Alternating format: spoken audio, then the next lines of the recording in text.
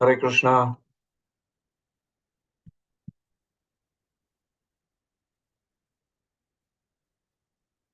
Hare Krishna, Prabhuji, please accept our humble obeisances. Hare Krishna. Very happy to see you all today. So may I request the assembled devotees to please keep your cameras on.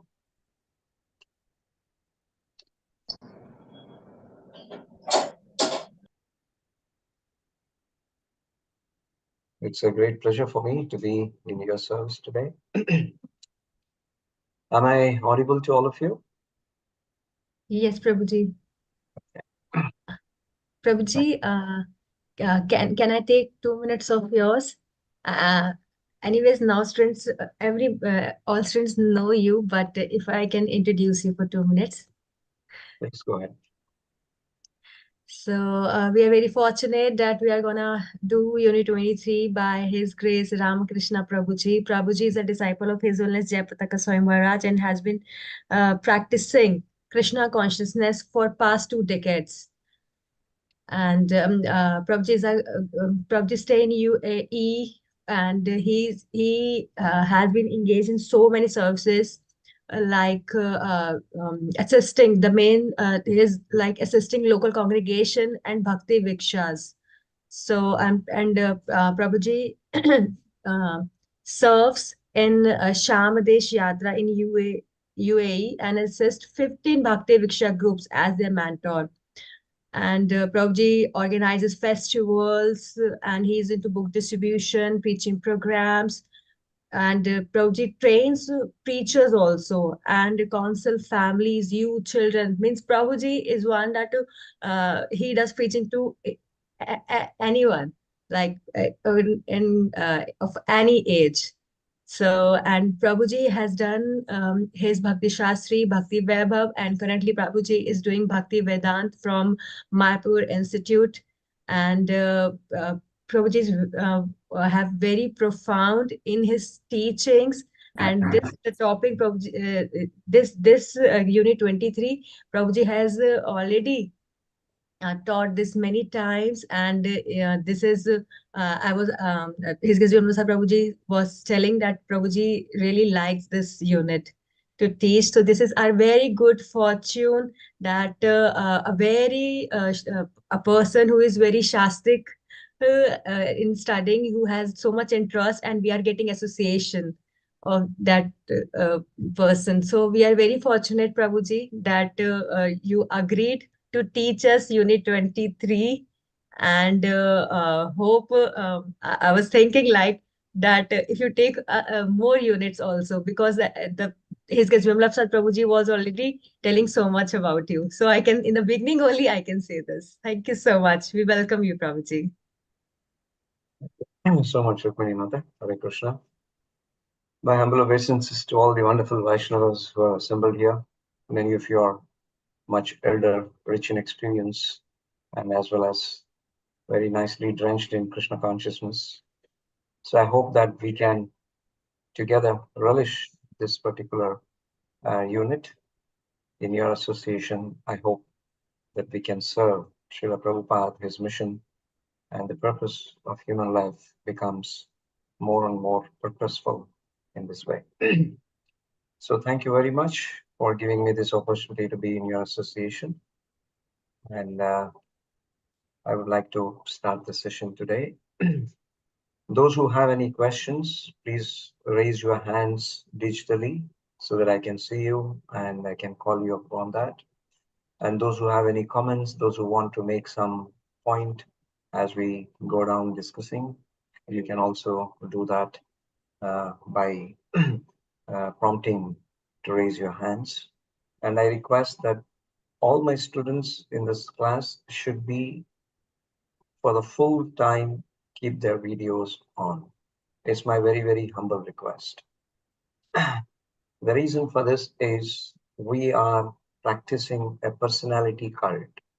We have Lord Sri Krishna as a person, and we don't talk to walls. We don't talk to someone who apparently is there, but is not there. So I request that If there are any difficulties, you're not able to come to the class, you're not able to be with us for whatever reasons, so you can speak to your coordinators and take the needful action for that. But all the students in the class, we are not a big group, we are a small group. So it's necessary that everyone keep their videos on. So you might find that I repeat this many a times, and you might probably feel, why am I saying so? Because I really express and I really feel that interacting, I respect you. That's the reason, because we show mutual respect, and it's one of the obligations that you have agreed upon in your students' conduct when you have come to do these courses. So I request very humbly that please keep your cameras on. And also for reading some of the texts or the purports or translations, if you do have any order of reading, I will respect that. Otherwise, I might call upon any one of you. And so you please contribute for reading certain sections as I request you to do so. This is my request and the way how I wish to have the classes on. And if you have any conditions, you are most welcome, because we are mutually together in this whole program. Is there something that you have any preferences?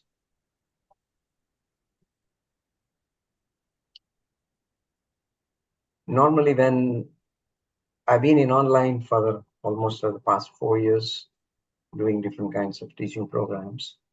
So if we have, for example, you're feeling thirsty, so keep your bottle of water close to you so that you don't need to miss out the class and go. And if you need to attend to your nature calls, you can keep your camera off for that matter, and then put on the chat box saying as BRB. B for Balaram, R for Ram, and B for again Balaram. So what does that mean? I'll be right back. So we understand and we respect you, so that we can communicate very nicely, and we also acknowledge and give you the room for your own privacy to do this. Most of the time, the classes can be actually relished when there's a lot of contribution that comes from each of us. So without contributions, it's going to be some kind of a congregational katha. And thereafter, you might say, oh, I heard a very nice lecture. We are not lecturing here. We are mutually trying to churn the nectar. So therefore, the churning process has two ropes, one from my side and one from your side. So if you don't hold it, I can't churn, and we can't get the butter. We can't get the nectar from this. So I request all of you to please contribute.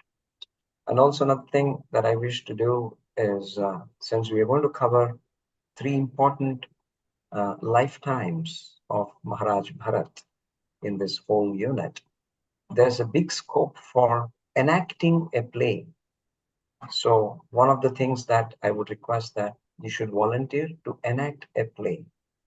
Uh, I would be, since you all are aware of this whole section, I believe, and I would be giving you some short notes before the classes. I request that if you have no time to read the whole purport, being busy, at least read those sections, understand those short uh, intricacies, and then be present both mentally and physically in the class so that you can give your valuable contributions.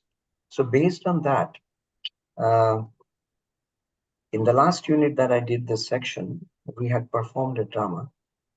That was the life story of Jadabarat, in which he was challenged by the dacoits, and then the dacoits would offer him to Mother Kali. So that particular section.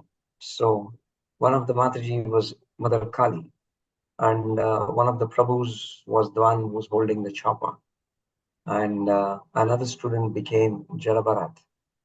And all of this is being witnessed by King Rahugana. So another one was Rahugana. And therefore, Maharaj Bharat is explaining to him that previously I had taken the birth as Bharata, and then this was my lifetime. So Rahugana is acknowledging it. So it was like a kind of a theme.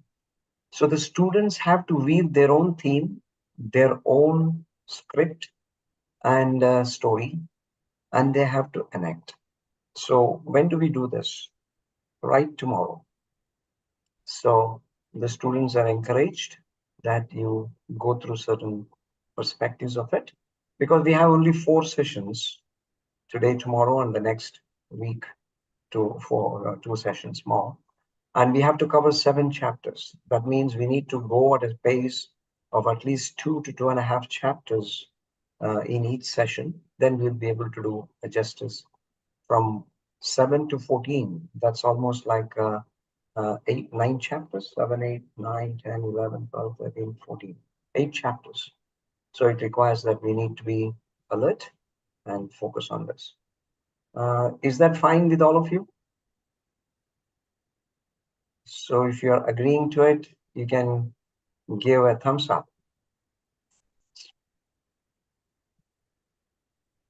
Yes, good. The elders are blessing me. I don't take that as thumbs up. They are blessing us.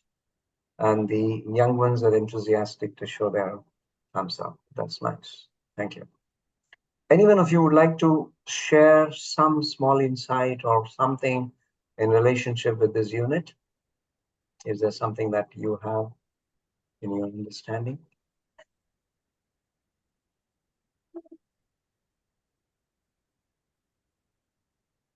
So as a part of a little introduction to all of you, I will read your names and just correct me if that's fine.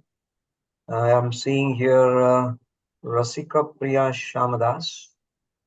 I have no idea why he has raised the hand or kept his camera Hare off. Krishna Prabhuji. Actually, this weekend I am outside traveling, so my internet is not too good. So that is why it's not supporting me to keep the camera on. So that is, I just wanted to humbly take your permission for that. Okay.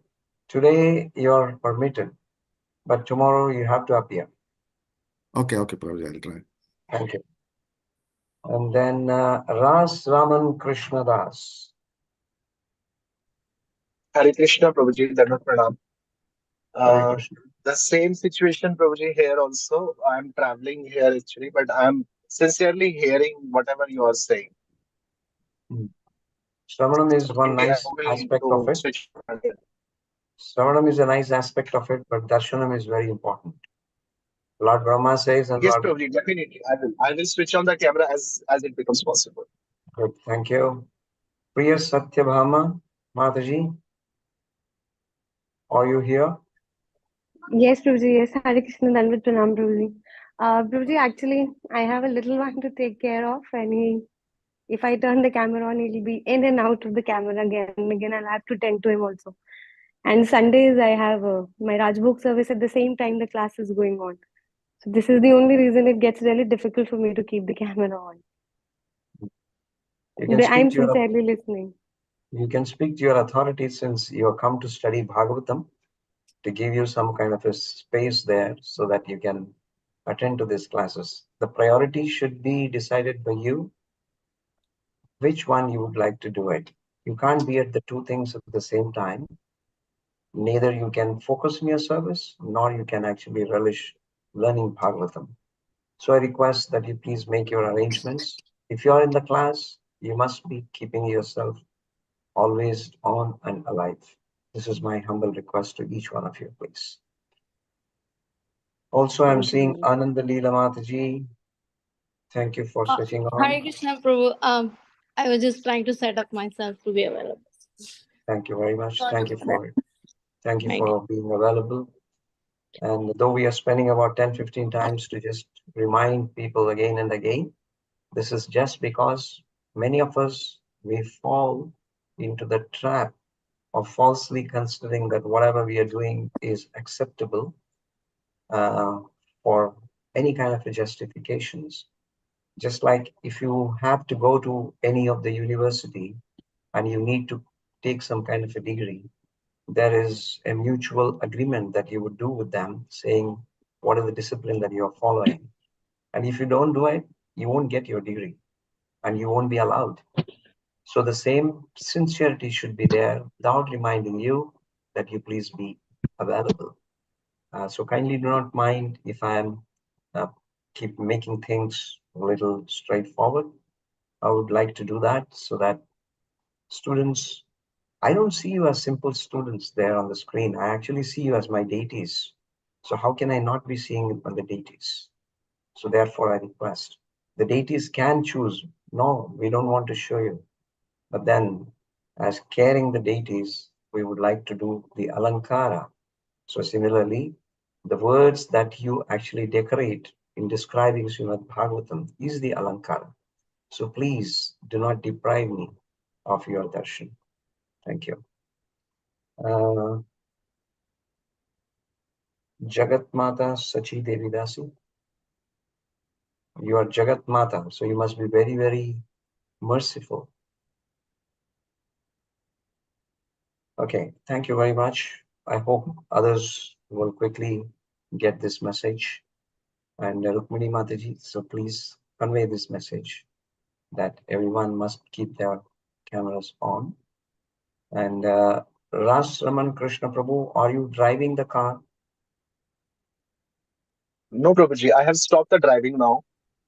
Okay. So that's why I switched on my camera. Okay, so for the next 3 hours, you'll be stationed, parked, and be with us. Definitely. Thank you very much. So let's delve into it. I think I spoke a lot. I would like to also hear something before we start on to these sessions. Is there any merciful soul who would like to say a few words on this particular section? You can also just say, what do you expect me to serve you in this section? So that will help me greatly to attend to it. Yes, Antaryami Prabhu, the Super Soul, Balaram. Yes, please. Hare Krishna Prabhuji. I just wanted to say one of the few learning that I like from this whole episode is about the association of devotees, which I understand is very important. You know, even if you are renounced and all that, but you can still fall in the trap of attachment. And in the absence of the association of devotees, when there is no one to tell you or guide you, you can head for a trouble. So that is one of the learning that I just wanted to share. Very nice. Thank you. Yes, Rukmini Mata. Prabhuji, I like the determination King Bharata has that, okay, that's okay that he did mistake, whatever happened, happened. But in the last birth, he knows that I do not know, in the birth of Jad Bharat, he knows that I am not gonna do anything else. If people, he didn't even bother that people would be, they were thinking that he's a madman or anything. So the determination, whenever I think about King Bharata, that the word that comes is determination. So what I can get from this, that I will also have to become determined that for my this is my actually this is actually my desire of my Guru Maharaj, that we should go back home, back to Godhead in this lifetime only. So we should do bhakti and we should be have determination like that. This like Jadbhat Maharaj, that whatever people think. I have to do my bhakti at this pace that I may go back home, back to Godhead in this lifetime, in this very lifetime. Thank you. Very nice. Determination is the hallmark of Bharata's life. Good. Anand Leelam. Okay. We have Ras Raman Krishna Prabhu, please. Hare Krishna, Prabhuji. Prabhuji, I was fortunate to read all the notes that you had shared yesterday in the group. So I went through everything. So definitely I learned the most important point I felt false compassion from the character of the Jad Bharat Maharaj. There should not have been any false compassion. Rather, we should go for the true compassion so that we could be steadily move on the path of the devotional service and never ever fall down. Very Thank you. nice. Thank you. So compassion in the right place. Thank you. Anand Leela Mataji. Hare Krishna. It's kind of what everyone spoke, but I feel that in devotional service, more than don'ts, do's play a very vital part. In sense, if we go on steadily emphasizing on the do's, and like it, bhakti never fails. In sense, like wherever we stop, we can begin from that point. So that's very hope giving and encourages and is very encouraging for a practicing sadhaka, that there is hope. Because all of us, we are in this material world because we are conditioned. And this gives us hope that yes, we keep following the process, trying to achieve the goal. And then one day it's our endeavors, of course, and it depends on association, reverse, and all the other factors that all the other devotees have shared just a few minutes ago. So that definitely adds to that. But for me, it's more than, I feel it's very encouraging, this process of a devotional service. Thank you. Keeping our hopes alive and continuing to do the process to serve the Lord is the way to progress. Thank you for your contribution. Jagat Mata Sita. Hare Krishna Prabhuji. From the story of Jad Bharat, is my learning is that how Krishna intervene to correct us, to correct a devotee, and how he controls controls or do arrangement to the purification, to the progress of a devotee. Thank you. Krishna's hand should be clearly seen, and he makes it visible in our lives. Thank you. Thank you for that contribution. So I would like to begin the session if there is no more comment at this particular point of time. Thank you. Those who have done, they can lower their hand.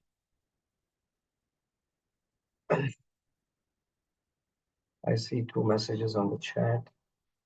We have Rukmini Mataji. Okay. Amarendra Prabhu saying we should learn tolerance quality by the character of Jada Bharat. Tolerance is the hallmark. Good. Thank you. Yes, Mata? His case, Amrendra Prabhu wants to say something, but somehow he's not able to raise the hand. Who's that? His case, Amrendra Hari Prabhu ji. I think I just now read his message, what he wanted to say. Is there anything else? Puji, just I want to say that we can understand what is Brahma Bhut stage actually, na sochti na kaansti, by the character of Jad Bharat. And for a practitioner, it is very required this quality, because when we have some akanksha or some sok, what has gone in the past, so it's a disturb our bhakti. This one is my point, Puji. Hare Krishna. Okay. So the state of being immune to the material conditions life and be positively feeling the bliss of spiritual touch is the touch, or is the state of Brahma Bhuta Prasannatma. So being internally fully pleased. Thank you, Amarendra Prabhu, for your contributions. Thank you. So I would like to begin the session. Thank you. Om Namo Bhagavate Vasudevaya. Om Namo Bhagavate Vasudevaya. Om Namo Bhagavate Vasudevaya.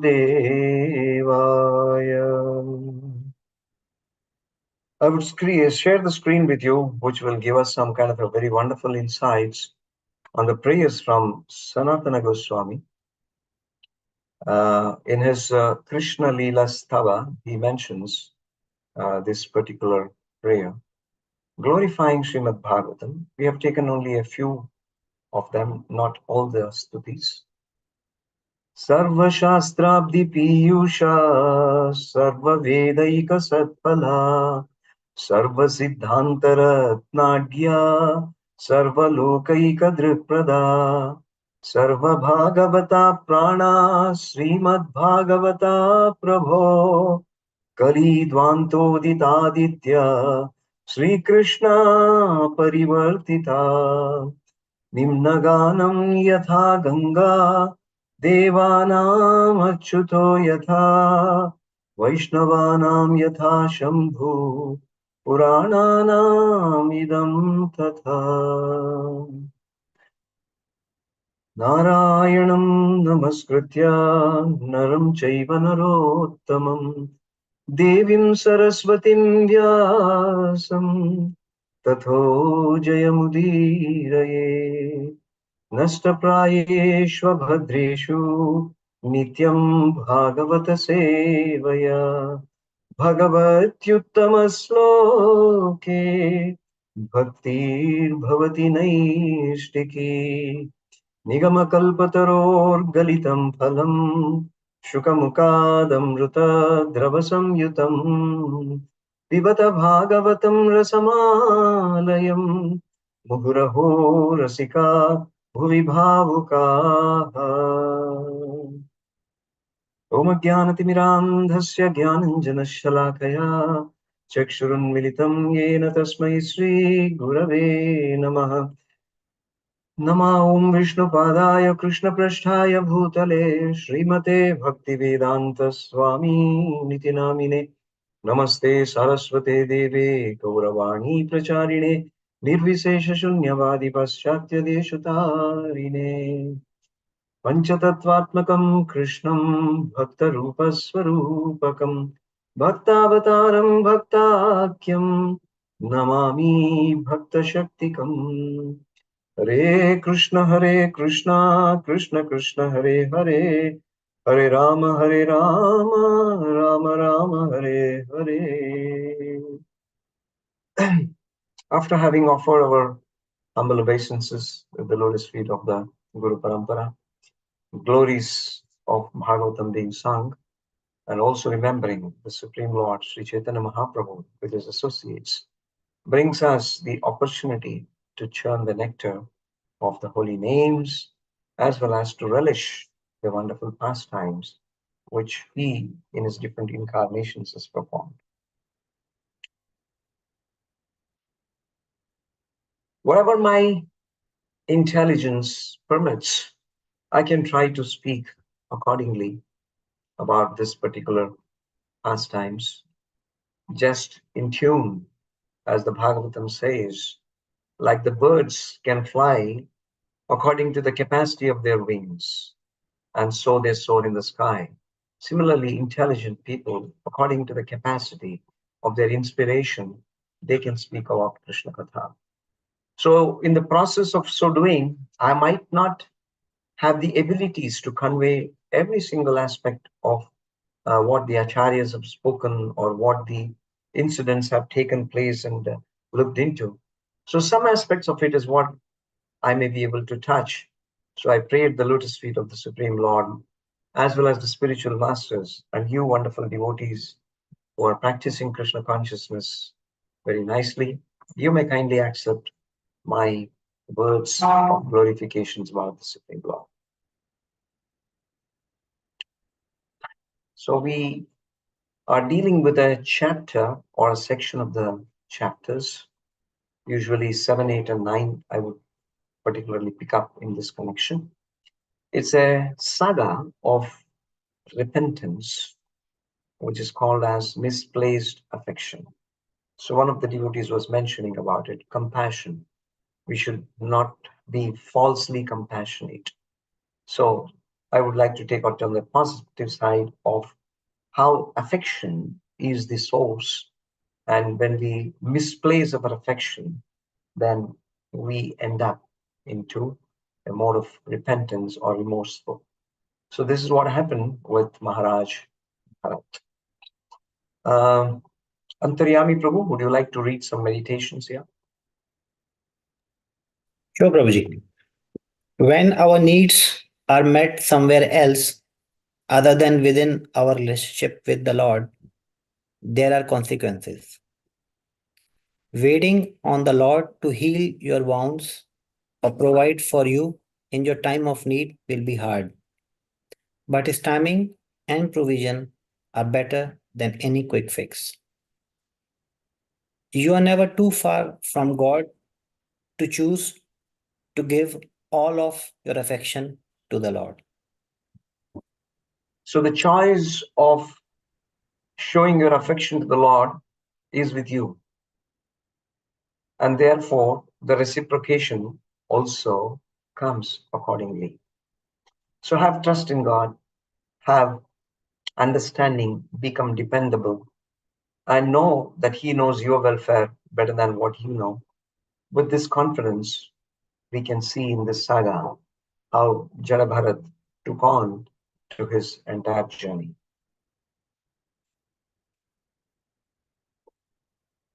So one part which I would like to meditate upon, Bhagavan Sri Krishna explains in the Bhagavad Gita.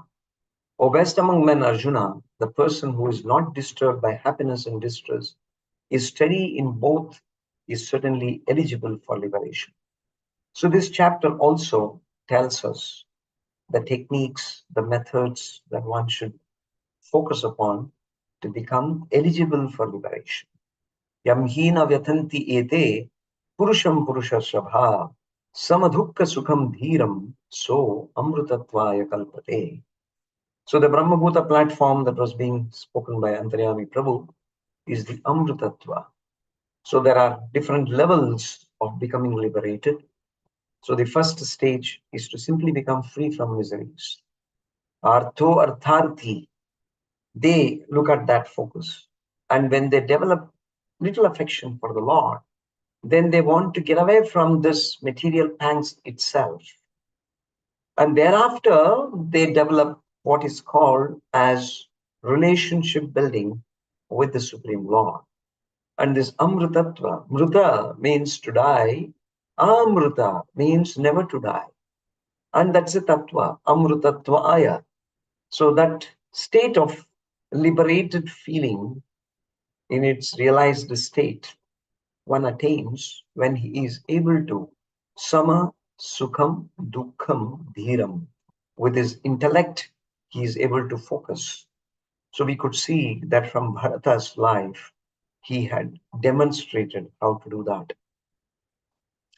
So it's an introduction wherein we see that Bharata Maharaj, after having given up his entire position and rule and all objects of his dears to his family members, citizens, and others, and then entered into deep meditation on the Supreme Lord. The focus that he always had was he was worshipping the Lord Sun, Surya Deva, and realizing that within the sun lies the Supreme Personality of Godhead as Surya Narayan in his Narayana form. And that was the focus of his meditation. His realization was on that. Just like how Dhruva Maharaj had his focus on the Hari form of the Supreme Lord within his heart, Bharata had the Surya Narayana form within his heart.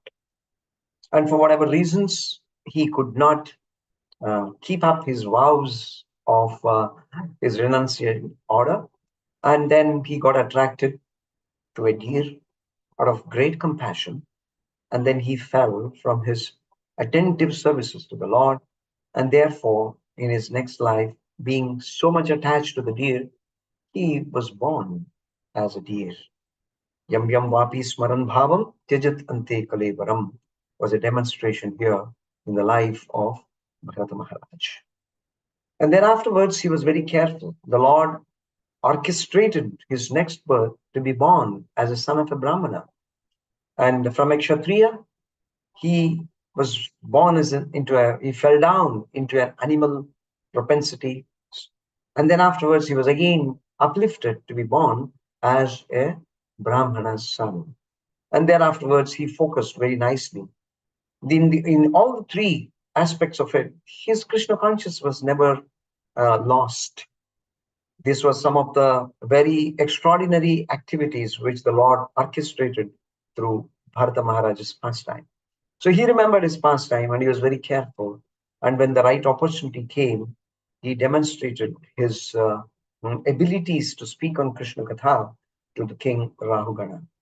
So we're going to go through this journey to understand in the next few days. So broadly describing on this particular unit that we would be doing, covering from the 7th chapter to the 14th chapter. And we have several verses, 14, 31, 20, 25, 17, 16, 26, 46. So one of the easiest session that we will be doing is the last one.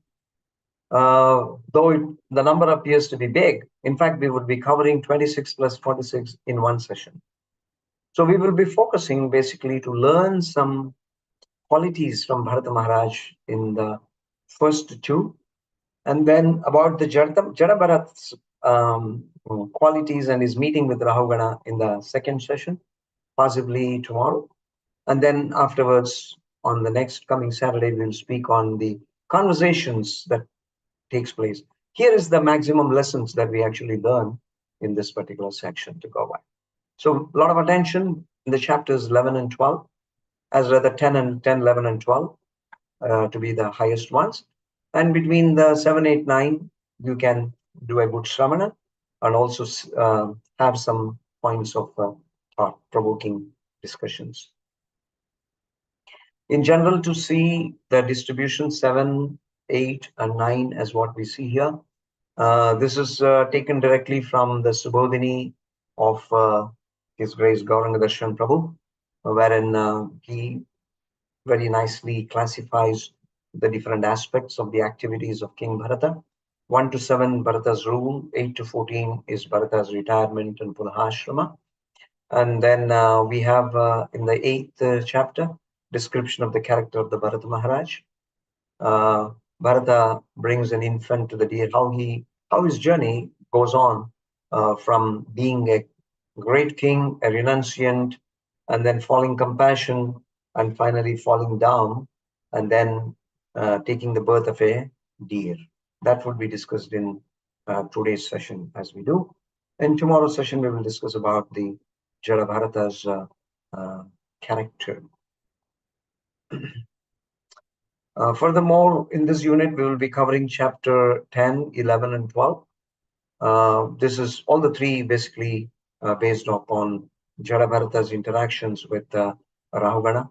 It so happens that one time Rahugana commands Jada Bharata to be one of his palanquin carrier, and being very compassionate to every single soul, he was not able to keep up that service pretty well, and therefore he was very angry, Rahugana, and then he started to speak very harsh words, and which he heard, and then later on he responded. He did not react, but he responded to Rahugana. And Rahugana, being a devotee, he realized the greatness, what was there in the thought as well as in the words of Jada Bharat, and he acknowledged these aspects of it and respected and wanted to know. And finally, he surrenders to Jada Bharat and takes initiation as well as instructions from him. So these are some of the lessons for us on our path to travel. The 13th and the 14th, it's a very interesting point. 13 and 14 is actually a repetition. The first one in an allegorical form, and the second one, Shukadeva Goswami explains that allegory. So we will have these two in a very comparative manner to learn these two chapters. So first we speak of Jada Bharata Maharaj as the glorious emperor and his activities we speak. So what I would suggest is like, because in the 5th canto, till up to Rishabhadeva's chapters, what we studied, probably what all of us must have studied in your last units, was more in a poetic compositions, but in this sections, we find many in a prose compositions. So we might not read all the texts, but we might read the translations. So quickly, the 14 translations we will read today, or pick up a few from there, and then try to get a little bit of a glimpse of this before we go on to further in the slides. Is that okay for all of you?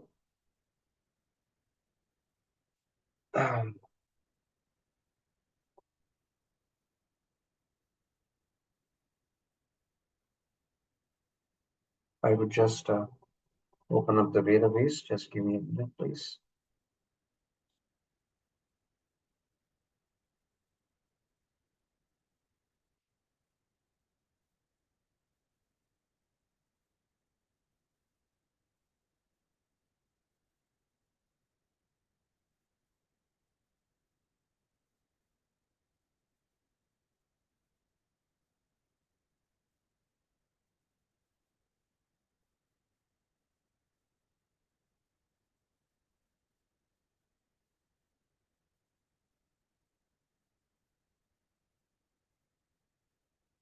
Here we go.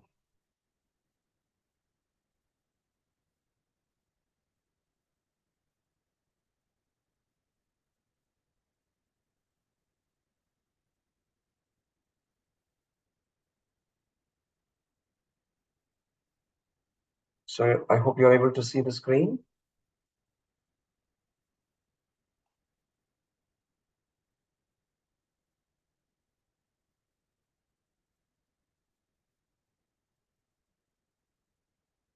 Activities of King Bharata. Sri Shuka Uvacha Bharatastu Mahabhagavato Yadha Bhagavatani Tala Pariplapanaya Sanchintatitas Tat Anushasana Para Panchajanam Vishwarupa Duhitram Upayame. Sukadeva Goswami continued speaking to Maharaj Parikshit, my dear King Bharata. Maharaj was a topmost devotee. So this one part we should always remember throughout this entire session that we would do. So he is a topmost devotee. So what are the qualifications of being a topmost devotee? We will see it as we learn the session. Following the orders of his father. So one of the characteristics is to follow his being subordinate to his superior. And especially here, father was Rishabhadeva, the Supreme Personality of Godhead in his partial incarnation himself, and who had already decided to install him on the throne. That was his father's decision. He began to rule the earth accordingly.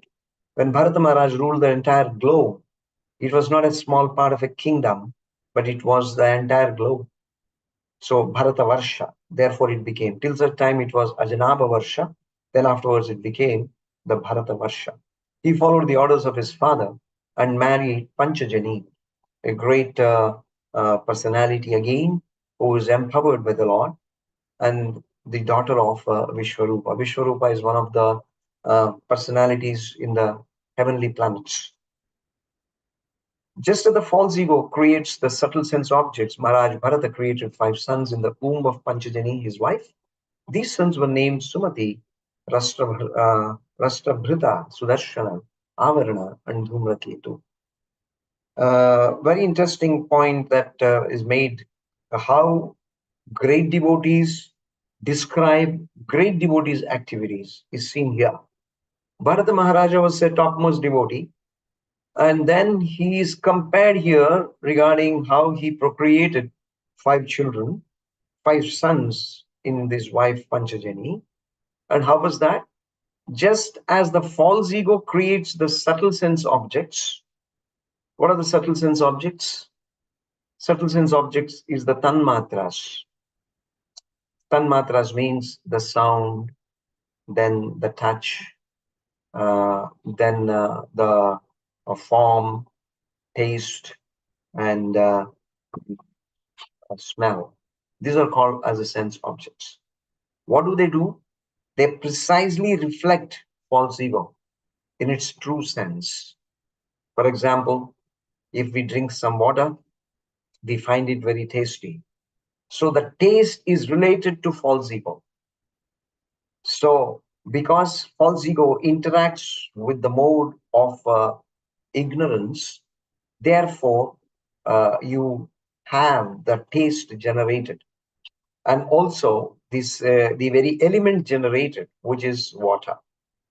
So this has been explained in the 2nd canto of Srimad Bhagavatam by Shukadeva Goswami to Maharaj Parikshit in the order of creation and in the order of how to meditate upon the Vishwarupa.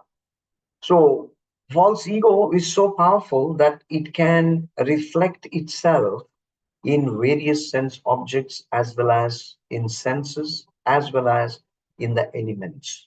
So that means they are union to the source. So the sons were in union to their source, which was Maharaj Bharat. In other words, to say they were exactly like the father. That's the comparison that is being given. So sometimes when you want to state to somebody that speaking about a great quality, you can always compare it like this. This is a poetic way of expressing their gratitude and acknowledging. That's what we see over here. Ajanabam naimitat varsham bharatam iti yatra arabhya vyapadisanti. So previously it was called as Ajanaba, then afterwards Bharatam. It became Bharata Maharaja's Varsha. Formerly, this planet was known as Ajanaba Varsha, but since Maharaj Bharata's reign, it has become known as Bharata Varsha. Maharaj Bharata was a very learned and experienced king on this earth. He perfectly ruled the citizens, being himself engaged in his own respective duties. So, an aspect that we learn straight from these lines is, if you're leading, if you're as a learned, experienced king, still you have to perform your role and discharge your respective duties. Yad yad acharati shrestha tat tat evetaro janaha. So this concept was very strongly followed by Maharaj Bharat, and he was very affectionate. Another quality of Maharaj Bharat was not only that he was caring his citizens, he was performing his duties, both his personal duties and his duties towards his kingdom. He was very affectionate. So affection is a display of mood. Duties is a display of mission. So one of the aspects to find out from the purports, normally these questions always comes to us. How do I differentiate between mood and mission? Mood speaks from the heart. Mission speaks from the head. So always this should be the way to capture. So duties is done out of your intellect, which is from the head. But being, how do you carry out the duties? How do you care for the duties? How do you encourage someone to do the duties is done out of affection. Affection has to do something with relationship. Without relationship, there is no affection. So what was the relationship? To the citizens as his father. So affection, father, grandfather, this is a relationship. So the citizens were cared by Bharat Maharaj with this type of a relationship. He did not consider them to be of someone different, but he considered them. We can draw parallels regarding in the first canto, in probably the 16, 17 chapters, the birth of Maharaj Parikshit. There Maharaj Yudhishthira's rule is described. And in that rule, there is a comparison. And even to Maharaj Parikshit, there is a comparison. He was as affectionate as Maharaj Bharat. Parikshit is compared. So likewise, you can see the great characters doing this, keeping them engaged in occupational duties, not just being affectionate and then pampering them and allowing to do them whatever they wanted. That's not the real affection. That's a misplaced affection. What should be done? Engaged in their occupational duties, means varnashrama. If you belong to a particular kind of a varna, how do they decide and find out who is in which varna? Not from birth, but from guna and karma. So based upon the birth and the kind of an inclination of quality of work that they do, their occupational duties. So king was very alert to this aspect of it. And the demonstration of this is very fantastic to actually note. We have from this perspective that Rishabhadevas had 100 sons, and out of 100 sons, we find 9 of them becoming topmost Vaishnavas. They became the Navayogendras, and 81 of them, they became Karmakandiya Brahmanas. So from being born as a Kshatriyas, they became Brahmanas by developing the Brahminical qualities. And only 10 remained the kings. So the 9 sons who was referred over here were display of that characteristics of that Kshatriya qualities. And Bharata Maharaj was also one among those qualitative sons of Rishabhadeva. So, and they all engaged in the ruling the earth.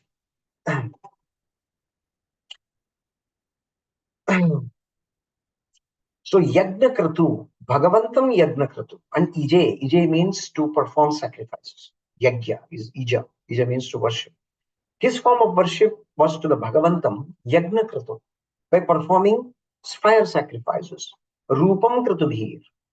And in that he was able to see that Yajna is none other than the other form of the Supreme Lord. Uchvachai Shraddhayar Agnihotra Dasha Purnamasa Chaturmasa Pashu Somam Somanam Prakriti Vikriti Bhir Anusavanam Chaturhotra Vidhina. So he performed activities related to various kind of fire sacrifices. We will discuss that in a little while. So King Bharata performed various kinds of sacrifices such as Agnihotra, Darsha, Purnamasa, Chaturmasa, Pashu Yagna, horse sacrifice, and Somayagna, a kind of a beverage is offered to the Lord. Sometimes these sacrifices performed completely and sometimes partially. So what is the difference between completely and partially? Completely means he himself was present, and partially means he allocated someone else to do it on his behalf. That's called as, because in a particular sacrifice, a Yajamana must be present. So if he is not present, he must authorize someone to be as his representative. That's what is called as completely and partially. In any case, all the sacrifices, regulations of Chitrahotra were strictly followed. In this way, he worshipped the Supreme Personality of Godhead. So we may understand from this section that these sacrifices are meant to please different demigods. So was he a demigod worshipper? Is the question for our discussion. Text 6. After performing the preliminaries of various sacrifices, Maharaj Bharata offered results in the name of religion. So name of religion means dharma. Utilizing, a king must be dharmic. So for performing the dharmic duties, there are different regulations in the Vedic scriptures. So he was strictly following that. That's what it means by the name of religion. To the Supreme Personality of Godhead, Vasudeva. So he was not a demigod worshipper. In other words, he performed all the yajnas for the satisfaction of Lord Vasudeva, Krishna. Very clear. Maharaj Bharata thought that since the demigods were different parts of Vasudeva's body, means the limbs. In the second canto of Srimad Bhagavatam, there is a description given by Shukadeva Goswami that in this material world, those who are allured by its attractions, they worship different kinds of lords, Yagnapati, Shreyapati, and so on. There's more than 26 different demigods and the worship which has been described in that particular section, probably somewhere in the third or the fourth chapters in the second canto, you can see that, or in the early chapters itself. So like that, he was worshipping, and each had a particular vidhi to worship and call upon the particular demigod. But his idea of calling upon the demigods was that he was seeing a relationship of that demigod. For example, Indra or the Dhodbhyam, the arms of the Supreme Personality of Godhead. Brahma has multiple roles. He is also the intellect of the Lord. He represents the generating organs of the Supreme Lord and many other kind of things.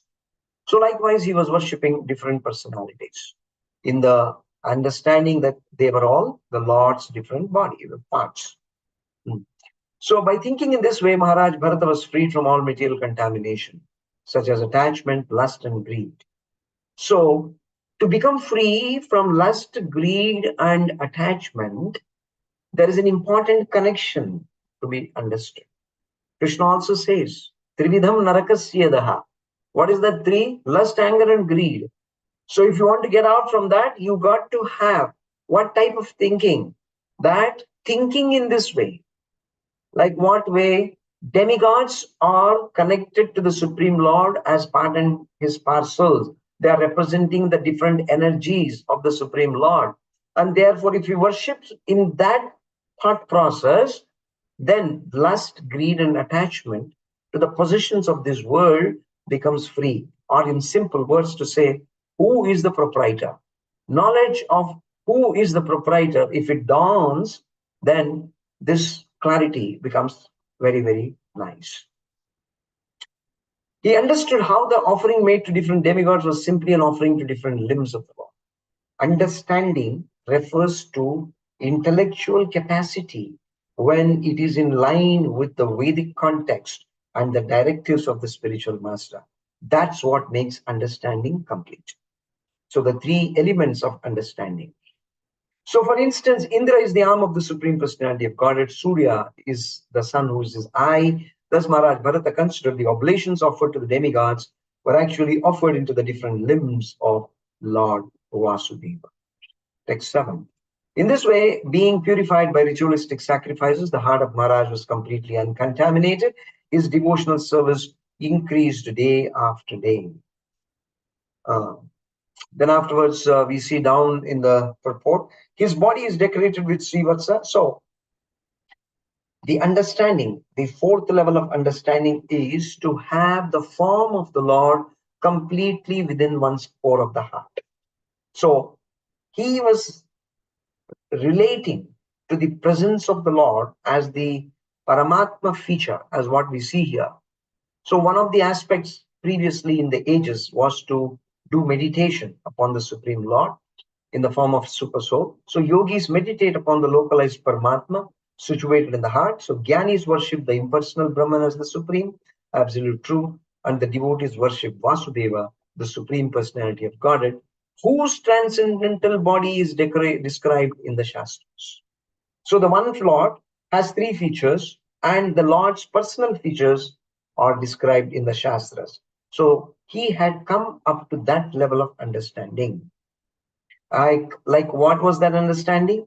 The body's parts, the limbs of the bodies or parts of the Lord were decorated. Srivatsa, Kaustuba, and a flower garland, and his hands hold a conch shell, disc, club, and lotus flower.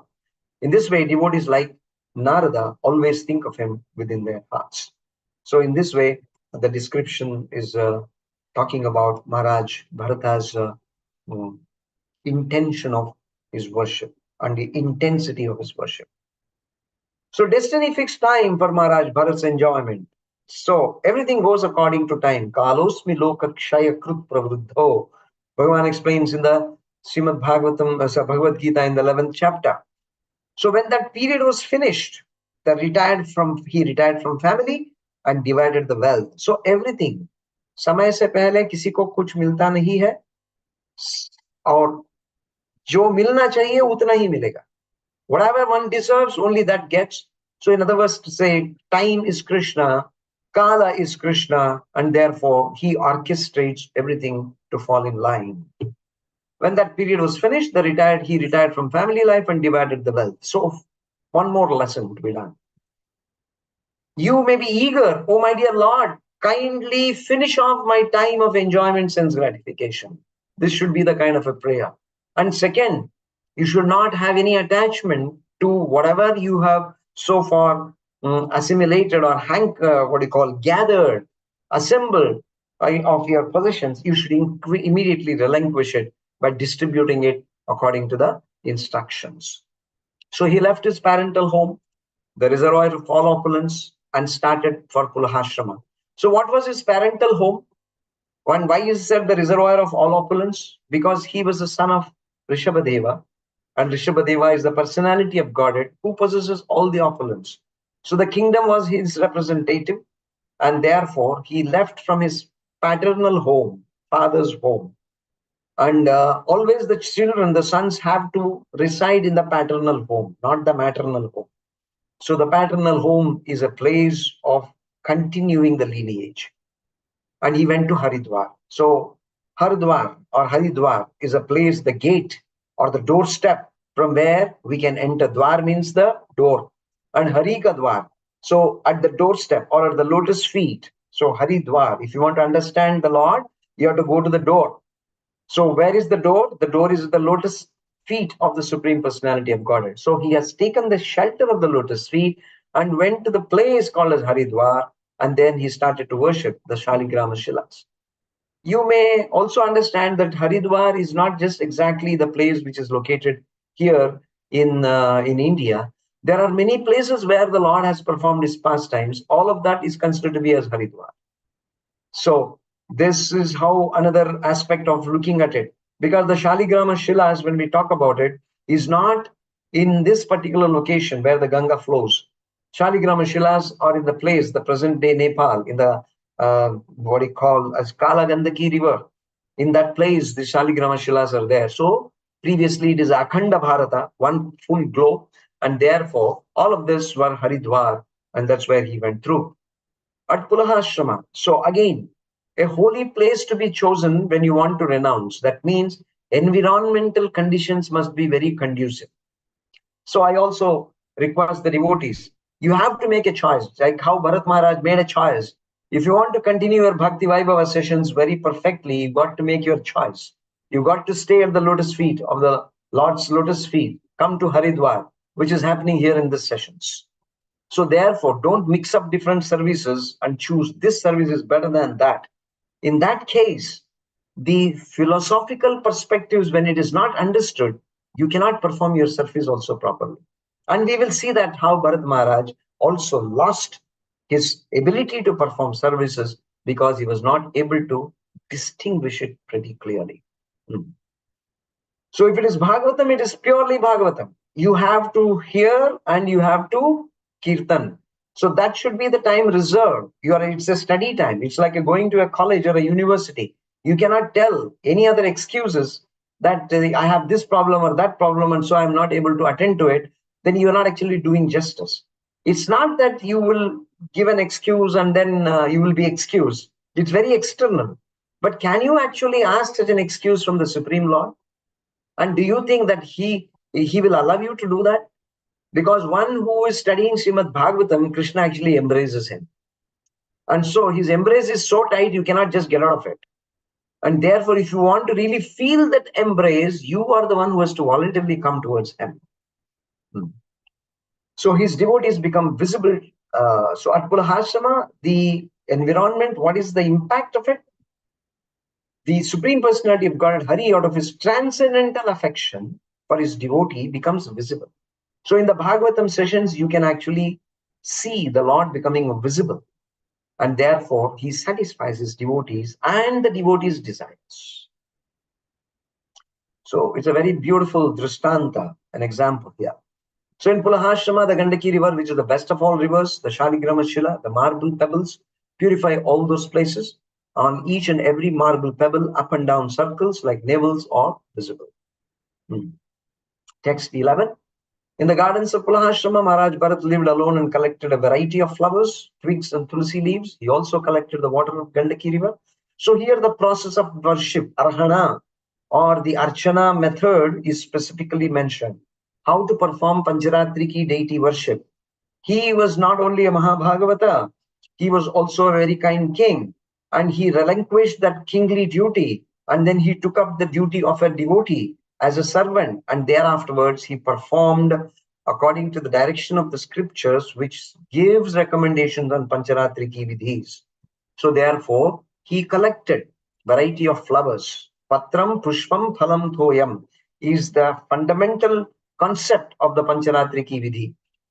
Twigs, tulsi leaves. He also collected water, as well as various roots, fruits, and bulbs. Roots, fruits, and bulbs are meant for what is available in the nearby process. Lord also says, even in the other sections of the Bhagavatam, he is very much pleased with whatever you offer with love. He is not so much concerned of what you offer. So many times we find that we have to prepare Rajbhog, and for that we make the whole house upside down. But yet, if there is no affection and love, then the Lord cannot be impacted by our offering. So here he is teaching us simplicity is the underlining factor to please the Supreme Lord. He remained satisfied. In this way, his heart was completely uncontaminated from material enjoyment, and he did not have least desire for any material enjoyment. All material desires vanished, and in his steady position, he felt full satisfaction. Another aspect of it was he was in a steady position. So that means by performing this type of a seva, previously bringing the Lord within your heart with his complete form, fully decorated, residing within your heart. Then physically with your senses, external senses, you perform a deity worship and then offer something out of your effort to the Supreme Lord. Three aspects: meditation aspect, then the understanding of the philosophy, then afterwards choosing the right place, then you engage into Pancharatriki Vidhi, which has two sections. One is the worship of the deity, and the second is the ingredients for it, and the third is the method of offering it. So all of this was performed. Then only one can get satisfaction, and then only one can become steady in their activity. He felt full satisfaction. Tustihi pustihi, as was there in his entire process of devotional service. Then the most exalted Maharaj Bharata, in this way, engaged constantly in the devotional service. Another perspective, it was not interrupted service.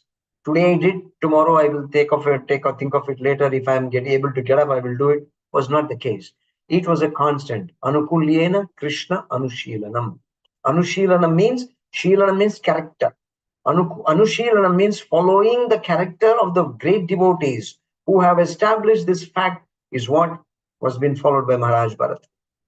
Naturally, his love for Vasudeva Krishna increased. Why it is called naturally? Because within that process, there is the ingredients of natural love to grow. And therefore, when you take up to that process, the process is the success, not the details of the process. The very process itself is the success. And it melted. So what was the success? Success was, it increases. Anandambudhi Vardhanam. And then afterwards, it melted his heart. Melted his heart means it made it very, very soft. Why it was not soft previously? Whenever there is lust, anger, and greed and hankering for material attachments, it covers the heart with such kind of a hard-heartedness, which is called as Hridaya Granthi, the hard-hearted knot. So since that hard-hearted knot cannot be taken out in any way, the way that could be done is it has to be melted. So melting means it requires fire. So what is that fire? Fire of tapasya. So in the fire of tapasya of devotional service, he was able to melt away this hard-hearted content of lust, hunger, greed, and hankering. And then what happened after that? Consequently, gradually lost all attachment for regulative duties. So from the sadhana Vaidhi Bhakti, he shifted to what is called as Raga Bhakti. Raga Bhakti has a different set of rules as compared to the Vaidhi Bhakti. A person who is in the Raga Bhakti cannot be found fault if he is not following the regulative principles, because he is not under the jurisdiction of regulative principles. So he went above.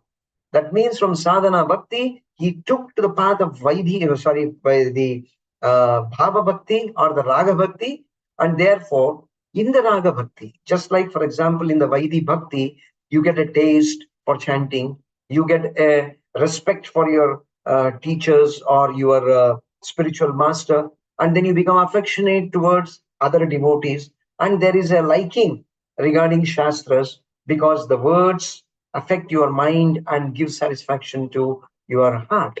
So these things happen in the Vaidhi Bhakti.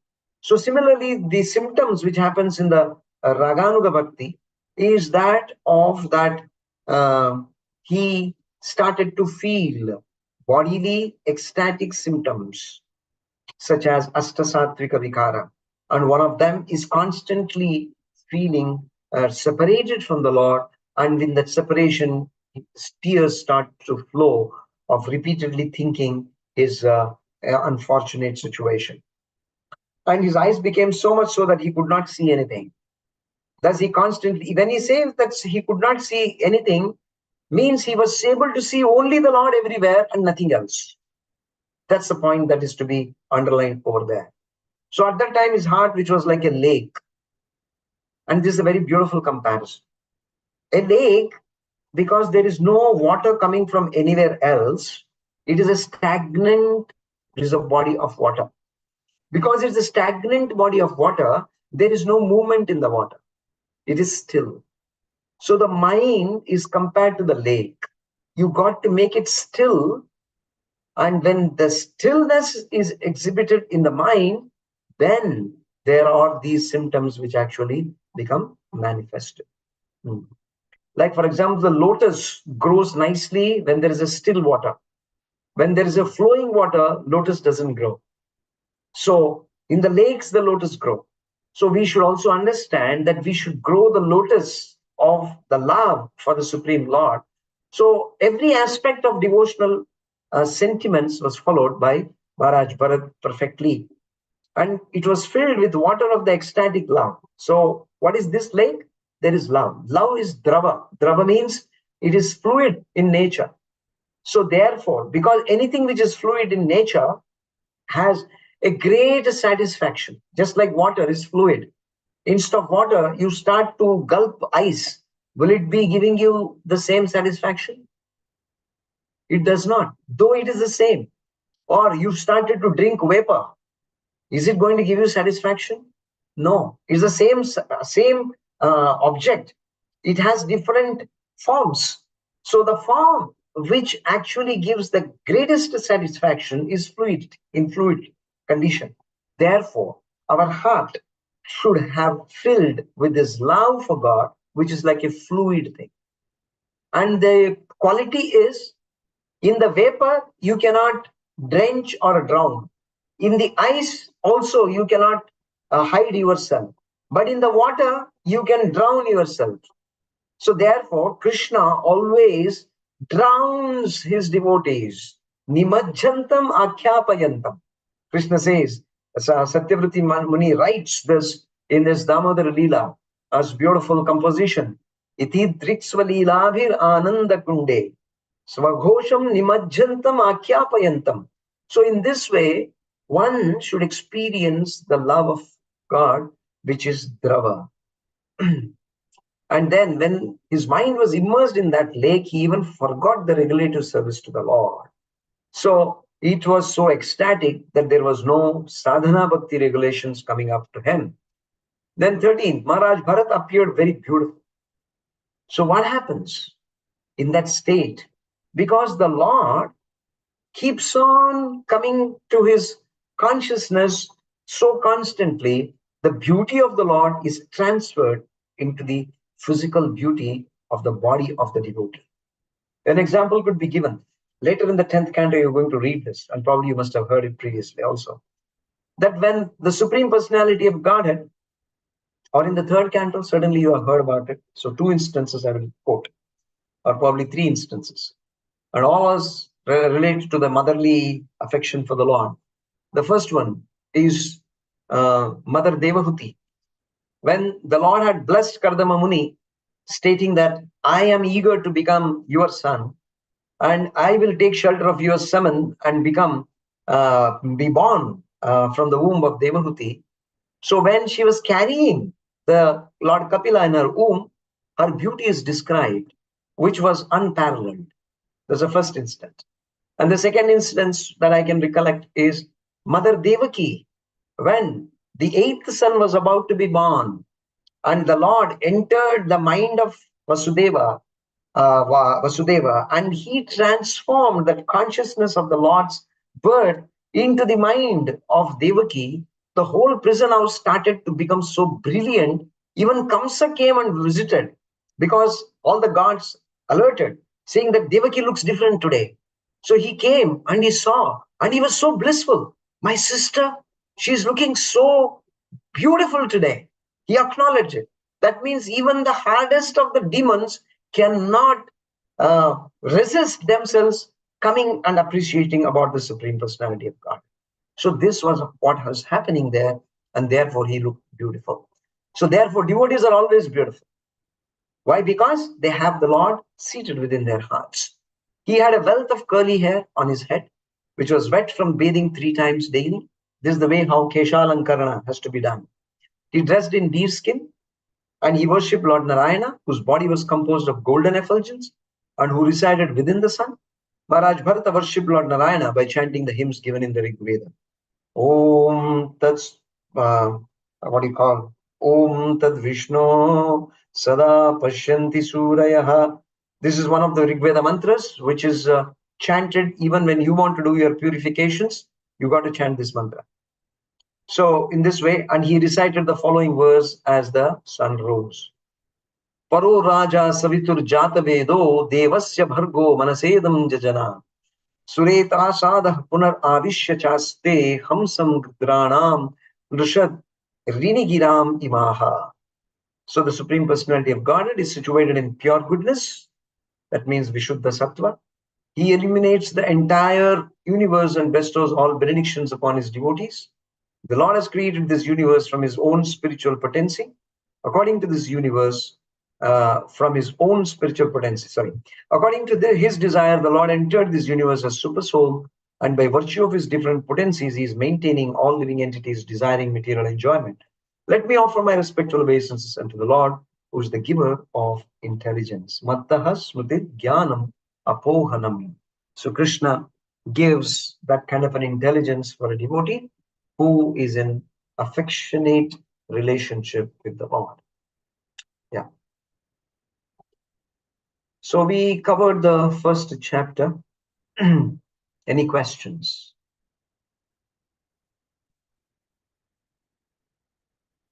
Antaryami Prabhu.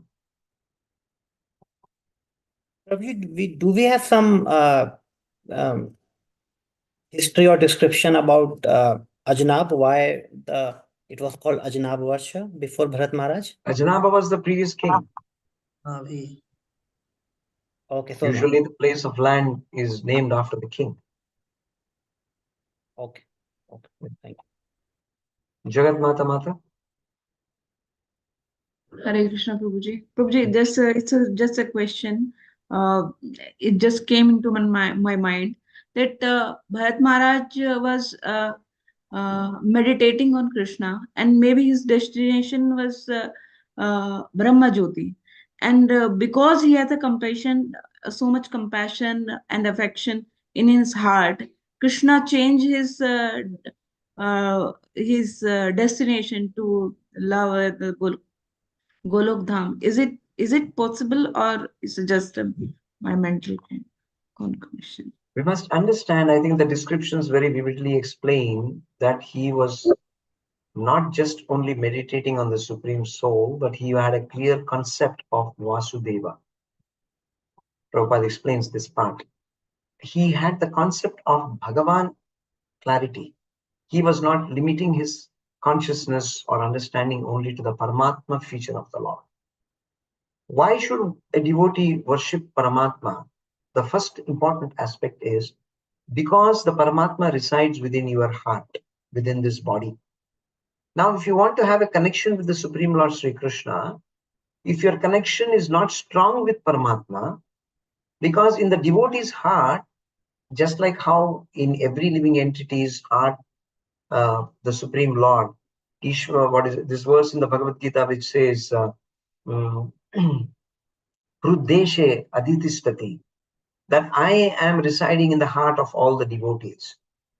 In general, for the welfare of all, the Lord is there. But in the welfare of a devotee, there is no Paramatma. There is Krishna himself. So therefore, his meditation was on the Krishna himself. So that's the difference between the two. For example, we find in the 10th canto, there is a description, gopis were meditating. On whom should gopis meditate? So the process of meditation is not always to say that meditation is on that Paramatma feature of the Lord. So it depends upon the level of, the degree of elevation into the path of bhakti that they meditate upon the Supreme Lord. Like for example, Mother Yashoda was also a meditator. She was constantly meditating upon the beauty of Krishna and all his activities. So we cannot say that she is a Paramatma worshipper. So in general, to describe, we say Paramatma, because whether in Paramatma feature, the living entities may acknowledge his presence or may not acknowledge his presence. But the Lord is always there. But in a devotee's life, devotees who are elevated in consciousness, they can fully understand that the Lord personally resides. and therefore they act as the Chaitya Guru. They direct what is to be done. Yes. I hope that helps you. Yes, Leela Priya Shama Mata. Hare Krishna, Prabhuji. Prabhuji, can you explain about Pula Ashrama? Because you said that Haridwar is, it's not the only place. We can go to any place for worship, like where the Lord's activities are, pastimes or activities are done. So Haridwar is not only a place in India, but there are also other places where Supreme Lord performed his pastimes or activities. So this Pula Ashram is a particular place in the Haridwar, or it can be anywhere? Pulahashrama, if you want to understand right now, physically, it's in Nepal. It is on the banks of Gandaki River. And previously, since Bharat Maharaj was the ruler of the entire globe, it was one Akhanda Bharata. And therefore, he had the opportunity to go to such places. And then he chose such a place by the order of his spiritual masters. And so he went there. In the Vidura's pastimes, we understand in the third canto that he went to all the different places of pilgrimage where the Lord has performed many, many pastimes. And at last he comes to Haridwar, where he meets Maitreya, the physical location, what we speak of this Haridwar now. But before that, he went to all those different places. And there in the descriptions we say, and also in the verse he mentions, these are the places where the Lord manifests his different pastimes with his different devotees. And that enriches that heart of the devotee in devotional sentiments. Okay. Thank you. Thank you, Prabhuji. As Amarendra Prabhu was saying, who was his spiritual master? That is Bharat Maharaj. Yes, certainly his father. So when we say his father Rishabhadeva was the guru, for sure, the Lord himself played that role.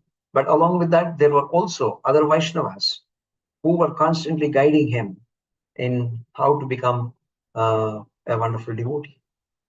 Yes. There is one chat I see here. Okay, that was Amarendra Prabhu. Fine.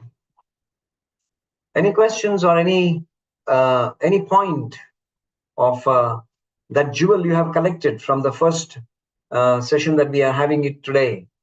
What do you feel? How do you see this?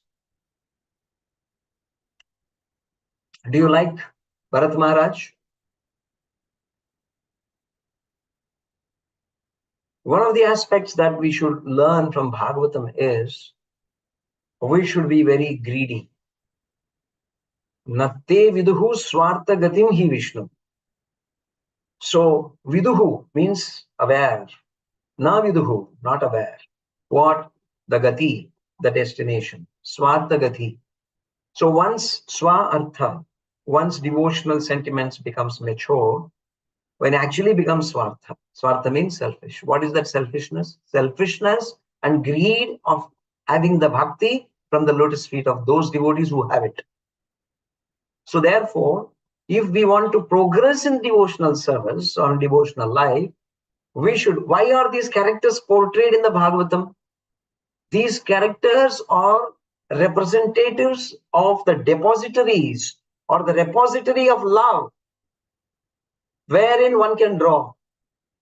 So if we have not developed that affection for Bharata Maharaj, then some of the great wealth of affection of the Lord is not available for us. So the Bhagavatam is teaching us not only core philosophy, tattva, it also speaks of rasa, means nectar. So our affection is a rasa part of it. And execution of devotional service is filled both with tattva and rasa. Therefore, it is rasa tattva. So if we have some kind of a, appreciation to Maharaj Bharata, his rule, his affection, his descriptions, his meditation, and the process he adapted, then there is a Hrudaya Dravita. Your heart starts to show symptoms of Dravatvam. And Krishna, more than what you call biting something solid, he always is interested in drinking. So he wants to drink the nectar which is there in our hearts. And therefore, we should keep our hearts like a lake reservoir. Therefore, in Vraja, you would find the gopis always carrying the liquids on their head, gorasa. They were not carrying, the mishtana of these sweets, which you normally find in hard shapes. So therefore, our hearts through the Bhagavatam should have similar kind of a gorasa. Fine. So that was a reflection which I wanted to speak. And I'm not going to discuss on those 10 lessons, which I've already shared with all of you. So that's for your, assimilation. If there is something that you wish to speak about it or have some points to talk, we can take up to that discussion. Do you take a break in between? Is it the Yes. time to break? Yes, Prabhuji, 10 minutes Gayatri break we take So actually. we begin our sessions at 10 o'clock, right? IST. So you take a break at 11 or at 11:30? What's the time you do? 11:30, 12 o'clock, anytime. Okay, so we still have another half an hour before we can go for break. Is that true? Yes, Prabhuji. 11:30 or 12 o'clock, anytime. Okay. If it is 10, it is 11:30. Okay, so we have another 5 minutes before we go for a break. Okay, we take advantage since we are now at one chapter ending and we go for the next chapter. We'll do that. And those who wish to take a break, you can quickly go exit the session here. Now you can keep your video cameras off, and then afterwards refresh yourself and join back in the next 5-6 minutes. Meanwhile, I would like to serve Amarendra Prabhu. Yes, Prabhu. हरे कृष्ण भाई प्रणाम जी मेरा प्रश्न ये था कि जैसे हम गायत्री करते हैं तो उसमें कई लोग इसमें गायत्री में ये भर्गो देवस्य ऐसे करके ये सूर्य नारायण पे भी मेडिटेट करते हैं कई लोग उसको देवस्य भर्गो कृष्ण राधा कृष्ण पे करते हैं तो उसका क्या डिफरेंस है मतलब वो ऐसे भी कर सकते हैं सूर्य नारायण पे भी और थोड़ा सा इस पे आप प्रकाश डालें तो इसके बारे में आप आपकी दीक्षा गुरु या मंत्र गुरु जो है उनसे तर्क करें तो बहुत ही अच्छा होगा। कारण उसका यह है कि मंत्र दीक्षा और हरिनाम दीक्षा में बहुत अंतर है। हरिनाम कोई भी जप कर सकते हैं और हरिनाम के बारे में कोई भी बात कर सकते हैं, मगर मंत्र जब दिया जाता है तो गुरु अपने हृदय से कुछ ऐसे विषयों के बारे में मनन करते हैं, चिंतन करते हैं और उसी मनन चिंतन को अपने शिष्य में वो बीज बोते हैं, जिससे उनकी जो दिव्यता है, भगवान के प्रति श्रद्धा, आस्था, स्नेह और प्रेम उत्पन्न होते हैं। जैसे जो द्विज होते हैं, twice born, in their second birth being initiated from their respective spiritual masters or the mantra guru, the consciousness of that mantra guru goes very much inside the mantra. It resides within the mantra. And therefore, if the spiritual master has a specific method of discussing it, it's better you discuss with him. And in general, to speak about it, that in ISKCON, when there is a second initiation, Brahma Gayatri, the Gayatri Diksha is given, there are 7 Gayatris that you are actually given with. So one of them is this Brahma Gayatri. Then afterwards, there is Guru Gayatri, there is Gaura Gayatri, and then there is Gopal Gayatri and Krishna Gayatri. So these are different levels of different Gayatris. Gayatri means 3, means to say Traya. Traya means which elevates you. And Gaya means to sing the glory. So these different Gayatris have different kinds of an impact on the reciter, and it has implications of having the consciousness in the right way, the way how your Guru wants it. Is it helping you, Prabhu?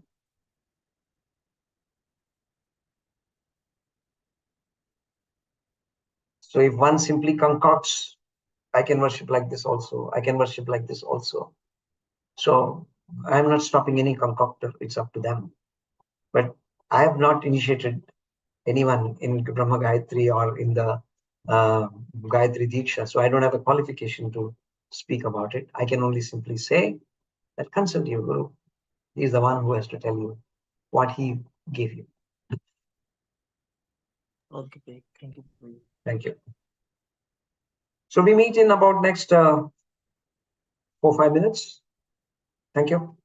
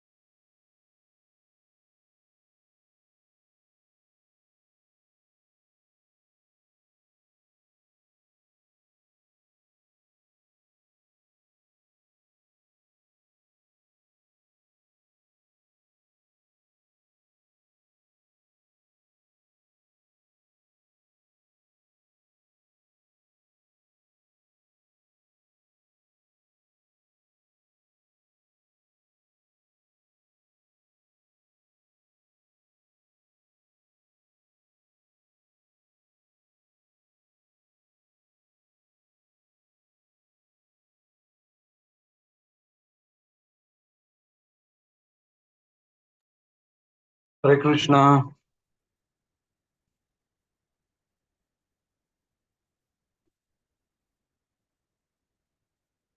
Thank you for being back.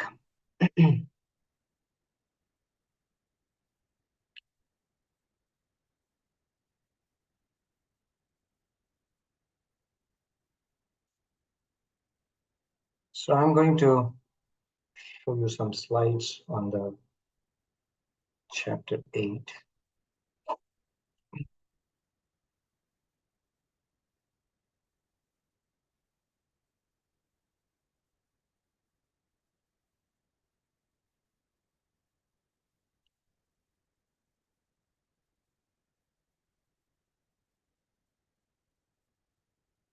I hope you're able to see the screen.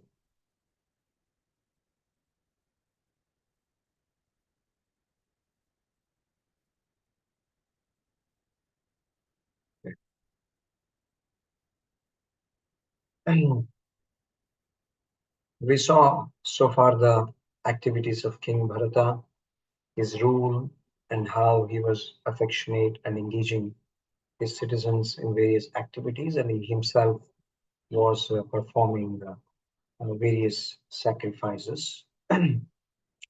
Would one of you like to read it? May I, Prabhuji? Please go ahead. The story of Bharat Maharaj illustrates this principle emphatically. Srila Prabhupada writes, the activities of Bharat Maharaj should be carefully studied for one's spiritual advancement. 5.8.8. By studying the activities of Maharaj Bharat, we can learn the art of becoming completely freed from all material attachment. Thank you. So we talked about how he was performing different Agnihotra and other sacrifices.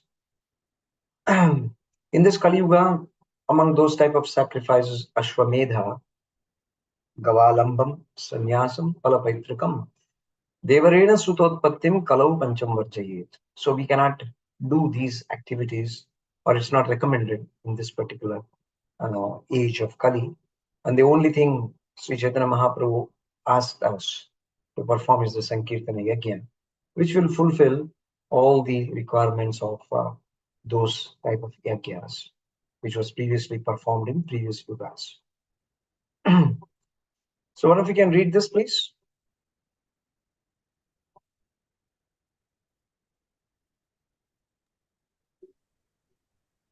May I, Prabhuji? Shall I, Prabhuji? Yeah, go ahead, read.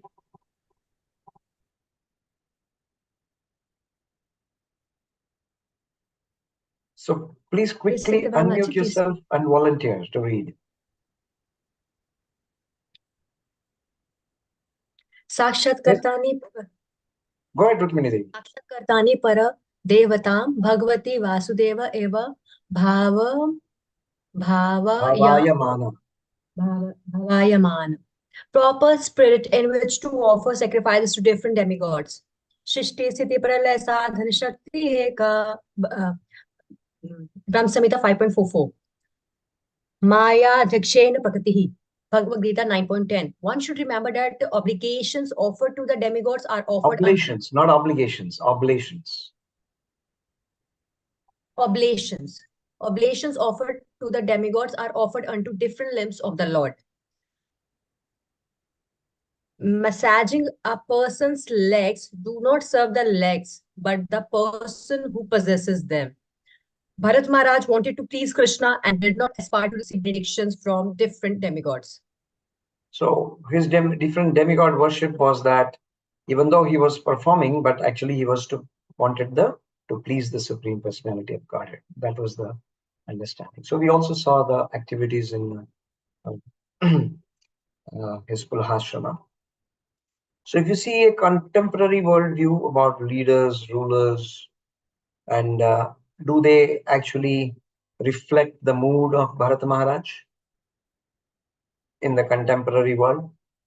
Because he was the emperor of the world at some point of time. And today there are different rulers, different leaders. What kind of sacrifices do they advocate? And What do they have any relationship with Varnashrama principles? If you have any thought on that.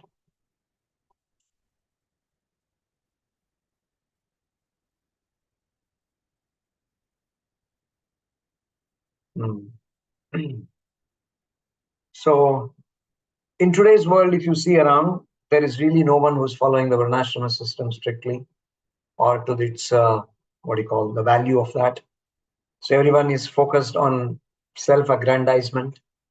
An opportunity of rule is taken as an opportunity to loot. So naturally, the citizens are put under great pressure. And even the rulers also, they change because exploitation of one over the other continues. Service is completely nullified, and there is no consciousness to do that, neither to the citizens nor to the law. And therefore, today's world is a world of fallen down. We are people who have fallen down. So Bharata Maharaj also had an accidental fall down. His devotional service was something very extraordinary. So the second chapter that we are going to discuss today, the 8th chapter, discusses about the accidental fall down of Bharata Maharaj. Should I request, who is the other person here? Geeta Krishna Prabhu, are you in a comfortable position to read it?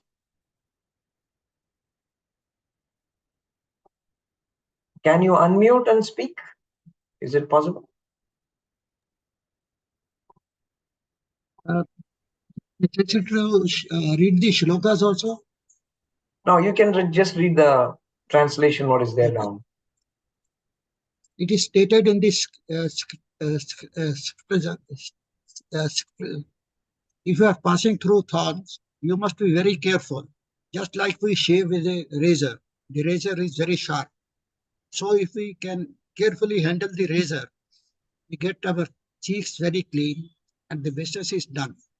But a little inattention and immediately it will cut and there will be blood. Lecture is Srimad Bhagavatam 2.3.19. Thank you. Shurasya dhara nihita duratyaya durgam patasta tat kavayo hi vadanti. So to handle the devotional service is like walking on a razor's edge. You should have the skill to maneuver and at the same time be safely guided and protected. So Srila Prabhupada is explaining this, how Bharata Maharaj had an accidental fall down because of some inattention. So one should be careful about that. So in the 8th chapter, we learn about Maharaj Bharata's, he fell victim for material affection. So let's discuss whether it was material or spiritual or something else through our discussion today. On the banks of the Kala Gandaki river, or the Ganga also it is called as, in the beautiful background of Balahashrama, Bharata Maharaj was daily engaged in his services. On one time or one day, it so happened that he saw a mother deer who was about to deliver her baby, had come to the banks of the waters, and it was thirsty. It was ready to drink some water, gulp up some, but it also saw a lion right in front of her.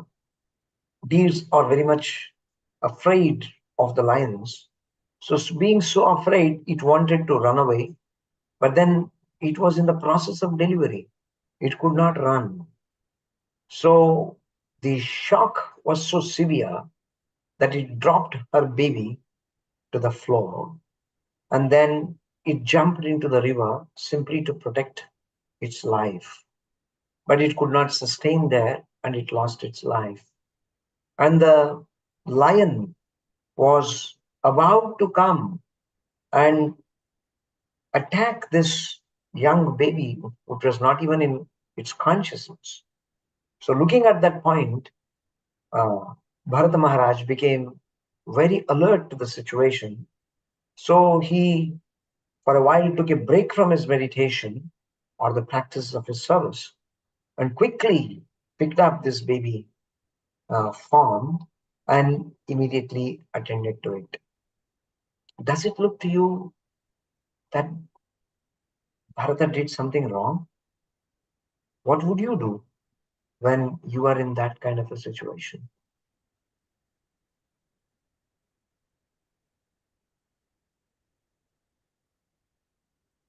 Anyone would like to state something? Ganga Shakti Mata. Yes. Hare Krishna Prabhuji. So up to this point, it seems that this was a natural response of a devotee whose heart is filled with compassion and affection to see that a creature is in danger of any kind and to reach out to help. So up to this point, I think there is nothing wrong. Up to this point, you find it okay, pretty good. You have a very soft heart. What about Jagat Mata? Same, Prabhuji, same. Affectionate mother. Okay. Rukmini Mata? Yes, Prabhuji, it was not at all wrong to do till this point. So he picked up the deer because it was in danger, and so he showed his compassion towards it. Okay. Antaryami Prabhu? Prabhuji, I have a question. For example, if, say, a lion is killing or going to kill a deer and we save the deer, from a perspective, the lion is also a part of the Lord and he also needs to eat and he also needs to survive. So if we say that we protect the deer, then is it an injustice to the lion? I mean, I have a different idea, but I was thinking in this way. So I would like the very exalted assembly here to answer you. So is there someone who sees lion's perspective? Is there someone who would like to speak on that? Radha Kesavji is very senior among us. He want to clarify this point. I can't very clearly hear you. Could you speak a little loudly, Prabhu? Amaran Prabhu? Yeah, I'm saying His Grace Radha Kesavji is very senior devotee among us. He will clarify this point, Prabhuji. Okay. Double blessing. Yes, Radha Keshav Prabhu. No, Prabhuji, there is a big dilemma. Number one, there are 2-3 points here. Number one,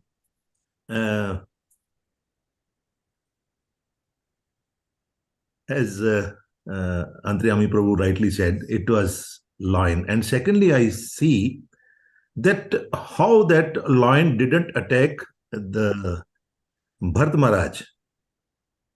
So how this situation is. Yeah. Interesting. So if we dwell on this particular pastime and look from every character, what is his perspective and whether he got his food or not. And so is it like snatching away the food from one and then depriving of him and so on? I think that tarka can continue. But yes, compassion should be definitely placed in all the perspectives.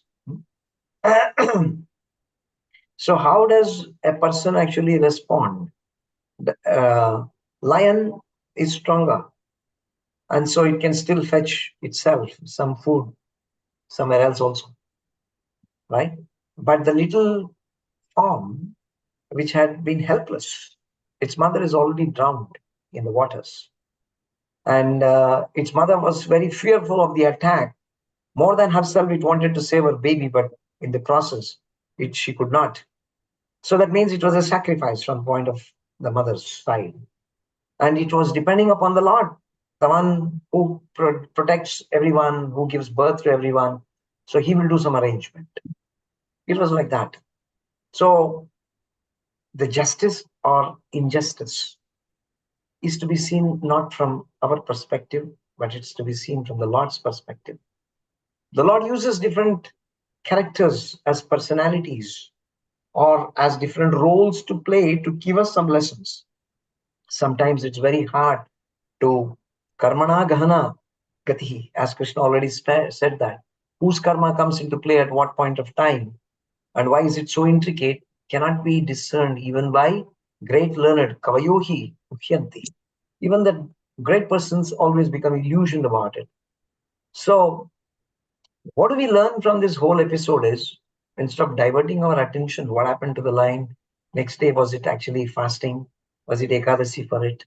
So we must focus on what happened, how the Lord, the Sukadeva Goswami is taking. The purpose of Sukadeva Goswami giving this narration is to make and enrich Parikshit Maharaj focus and concentration on the lotus feet of the Lord, not on the lotus feet of the lion.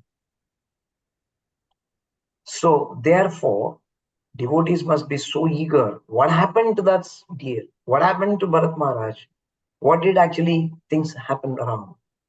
Now, with the touch of Bharat Maharaj's physical hands on this little fawn, it actually got delivered because he was possessing himself the entire good qualities of the Supreme Lord. So devotee's mercy is more stronger than the mercy of the Lord. So therefore the deer, not only the fawn, but even its mother also got delivered. And similarly, the lion which had got into the act of eating, because of the presence of the devotee over there in the whole scene, his darshana matra, pavitra kurive. So just by his darshan, even the lion also got delivered. It is got delivered from the body of the lion, so that this tendency itself is gone. So you can understand that how this story also tries to be seen from that perspective as well. So now we are more interested in seeing about Bharat Maharaj and his actions. So far you all have justified very nicely that there is nothing wrong. And if we had not done, then we would probably put up a fault onto him. Even he had an opportunity to say, but he did not say. Or rather, this would not have appeared on the pages of Srimad Bhagavatam for our discussions. So let's go into further. Yes, Rukmini Mata, you have something to say? Yes, Prabhuji, I have a question. Yesterday only, I was with my brother, and my brother said, "See, there is a cat, and she's looking for a rat." So I said, I didn't focus on that. But if the cat is looking for the rat to come, that is her food. So I didn't bother. So what is to be like? I'm not gonna save rat in that case, right? So this is the rare case. So can you please reflect something or throw some light? The incident yesterday's happened with me. Whatever effort you may do, actually, we are not empowered to save any other living entity from any condition. Krishna gave enough examples in the Bhagavad Gita. Whatever effort you may try to do, not kill your grandfather or your brother or your uncles or your guru, they will anyhow die. So the question is, by killing, you become my instrument, and then it becomes a service. So by trying to see, okay, oh, the cat is very old, so let me bring some rats and put it in its mouth, is not our way of showing compassion. That's actually a misplaced compassion. In each and every body, there is a method of gathering food, and then there is a method of digestion, and there is a method of giving up its body. It is meant for that particular type of a living entity being in that body. So Bharat Maharaj did not save the fawn just from the sake of lion. He saved it because he did not have a mother to care. This is the first thing that we should actually understand. Bharat Maharaj did not save the food of the lion and then he kept it for himself. No. He saved it because he did not have a protector. So a Vaishnava's heart actually resonates the quality of the Lord's of protection giver. So therefore he protected that. And the lion need not be protected because the lion has its own way. It is also in one way, its own rule. So therefore, Bharat Maharaj's aspect or this incident is only limited to that kind of a concept. Otherwise, our whole concept of understanding the science of Krishna consciousness becomes disturbed. Okay. Thank you so much, Prabhuji. Yeah. So why does this accidental fall down happen is something to be noted. Trivirgunamair bhavair yebhai sarvamidam jagat mohitam na vijanati mamebhya param avyayam. So this Tribirgunamaya, three modes of material nature, is very strong in this material world. Mohitam na abhijanati. It actually illusions. It creates the illusionary effect. And therefore nobody knows. Na abhijanati. The anchor behind such kind of an illusory power. But you, Arjuna, try to understand. Mamibhya. It's me alone who is Paramabhyayam. Because the Maya is not avyaya, it is vyaya. Vyaya means perishable. But the Lord who is behind the Maya, he is avyayam. And therefore taking the shelter of the eternality is the science of Krishna consciousness. And the laws of nature works in the subtle ways. And we will later on find out in the chapter as we proceed ahead, did there was a justice or it was injustice on the part of the whole narration, what has actually happened by. Also, Krishna says in the Bhagavad Gita, Yam hina vyatanti yete. So the laws of nature is working in very, very subtle ways. Little discrepancy causes one to fall down. That means if you are not alert. One time Srila Prabhupada said to his disciples, my disciples are not afraid enough of Maya. They are simply thinking that Krishna is going to protect in all the way. And they try sometimes to not acknowledge the power of Maya. So if we are not steady in our Krishna consciousness, so was Bharata Maharaj under kind of some Maya that he happened to be in that particular spot and then he happened to save that particular form? Is he in Maya? Let's try to understand that. So what happened? Misplaced compassion. How to understand misplaced compassion? Bandhur Ivanukampaya Rajarshir Bharata. So he was Bandhur. Bandhur means one who is a relative. Maharaj Bharata, overly compassion for the deer was the beginning of his fall down into the material world. Now just you can extend this argument. How many baby deers did he save in his whole rule? Before coming to the forest also there was deer. It was giving birth. There were lions. It was attacking. It was in the same Pulhashrama. So why did he not go and try to save all the baby fawns? So the question is, sometimes when the divine nature acts upon us, Daivihi Esha Gunamayi, Mamamaya Duratyaya. So it has inconceivable ways of taking us into Maya. So now before I go further into it, I would like to do a small discussion. Were you affected? Now it's a personal application. So it's personal application means what happened to you. Don't speak general. So when your answer should be, were you ever affected by Maya? If so, why, when, and how? Can anybody say something about it? Those who don't say, they are not in this material world of Maya. They are already liberated. They can see from a higher perspective. But I'm still in Maya. Always Yes, in Maya. Always in Maya, not outside.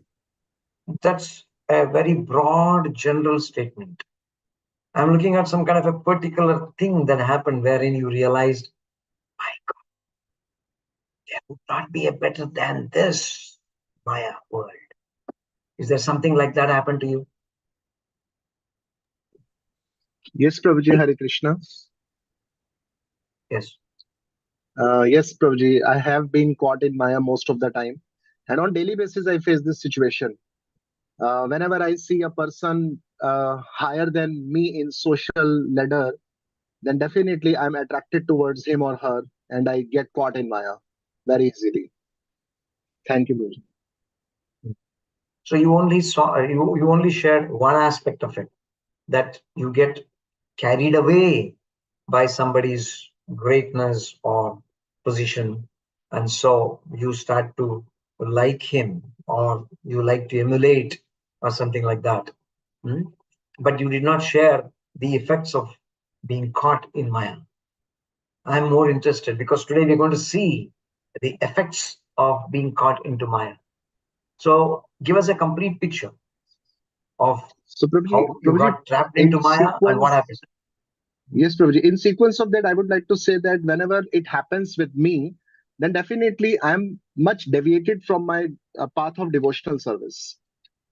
At that moment of time, I just keep on forgetting all the principles, all the learnings which uh, I have had in during my classes of Bhakti Vaibhava or Bhakti Shastri in the previous times, or whenever I attend Bhagavatam classes in the morning in the temple. So all those principles, all those teachings, I start forgetting.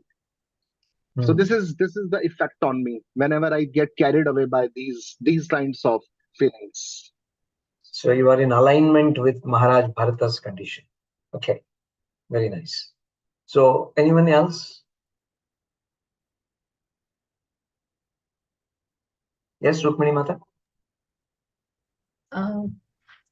Prabhuji, I'm not able to tell the exact event, but yes, the effects, if I tell that yes, my bhakti was like totally, it was the devastating, it happened just last year. My bhakti, I was not at all doing the bhakti, just completing the rounds. And it was like that, it was a pathetic, was my practicing in Kartik last year, last year in 2022.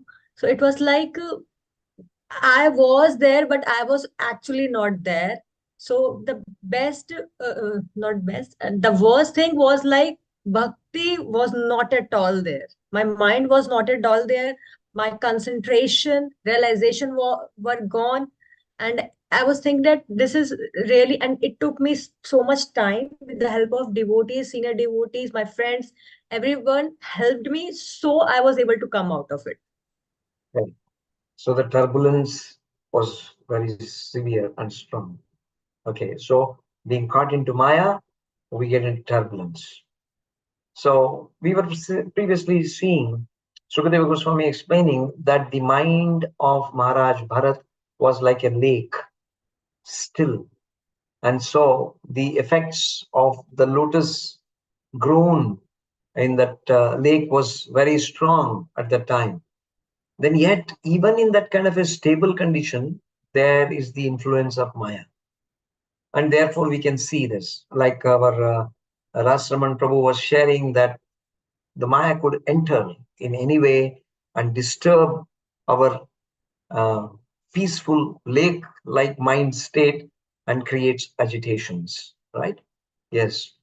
So if we are in a position to appreciate that the effect of Maya is so strong, means by your own personal feeling, by your own experience of it, then you can appreciate what is happening to Bharat. So the whole point in the second lesson that we are learning today is to not justify this side correct or that side correct or so on. We are trying to go through that experience of Bharat Maharaj because it is akin to our own experience, and so we can draw parallels. And when we draw parallels, the first thing that you need to do about it is, when you are caught in Maya, what is that you need to do? You got to be more compassionate upon yourself first to take you out of that kind of a Maya. Only then you can actually see ways of seeking help or taking yourself out. If you don't become compassionate on you and you become very arrogant on yourself, then the Maya's clutches becomes even more stronger upon you.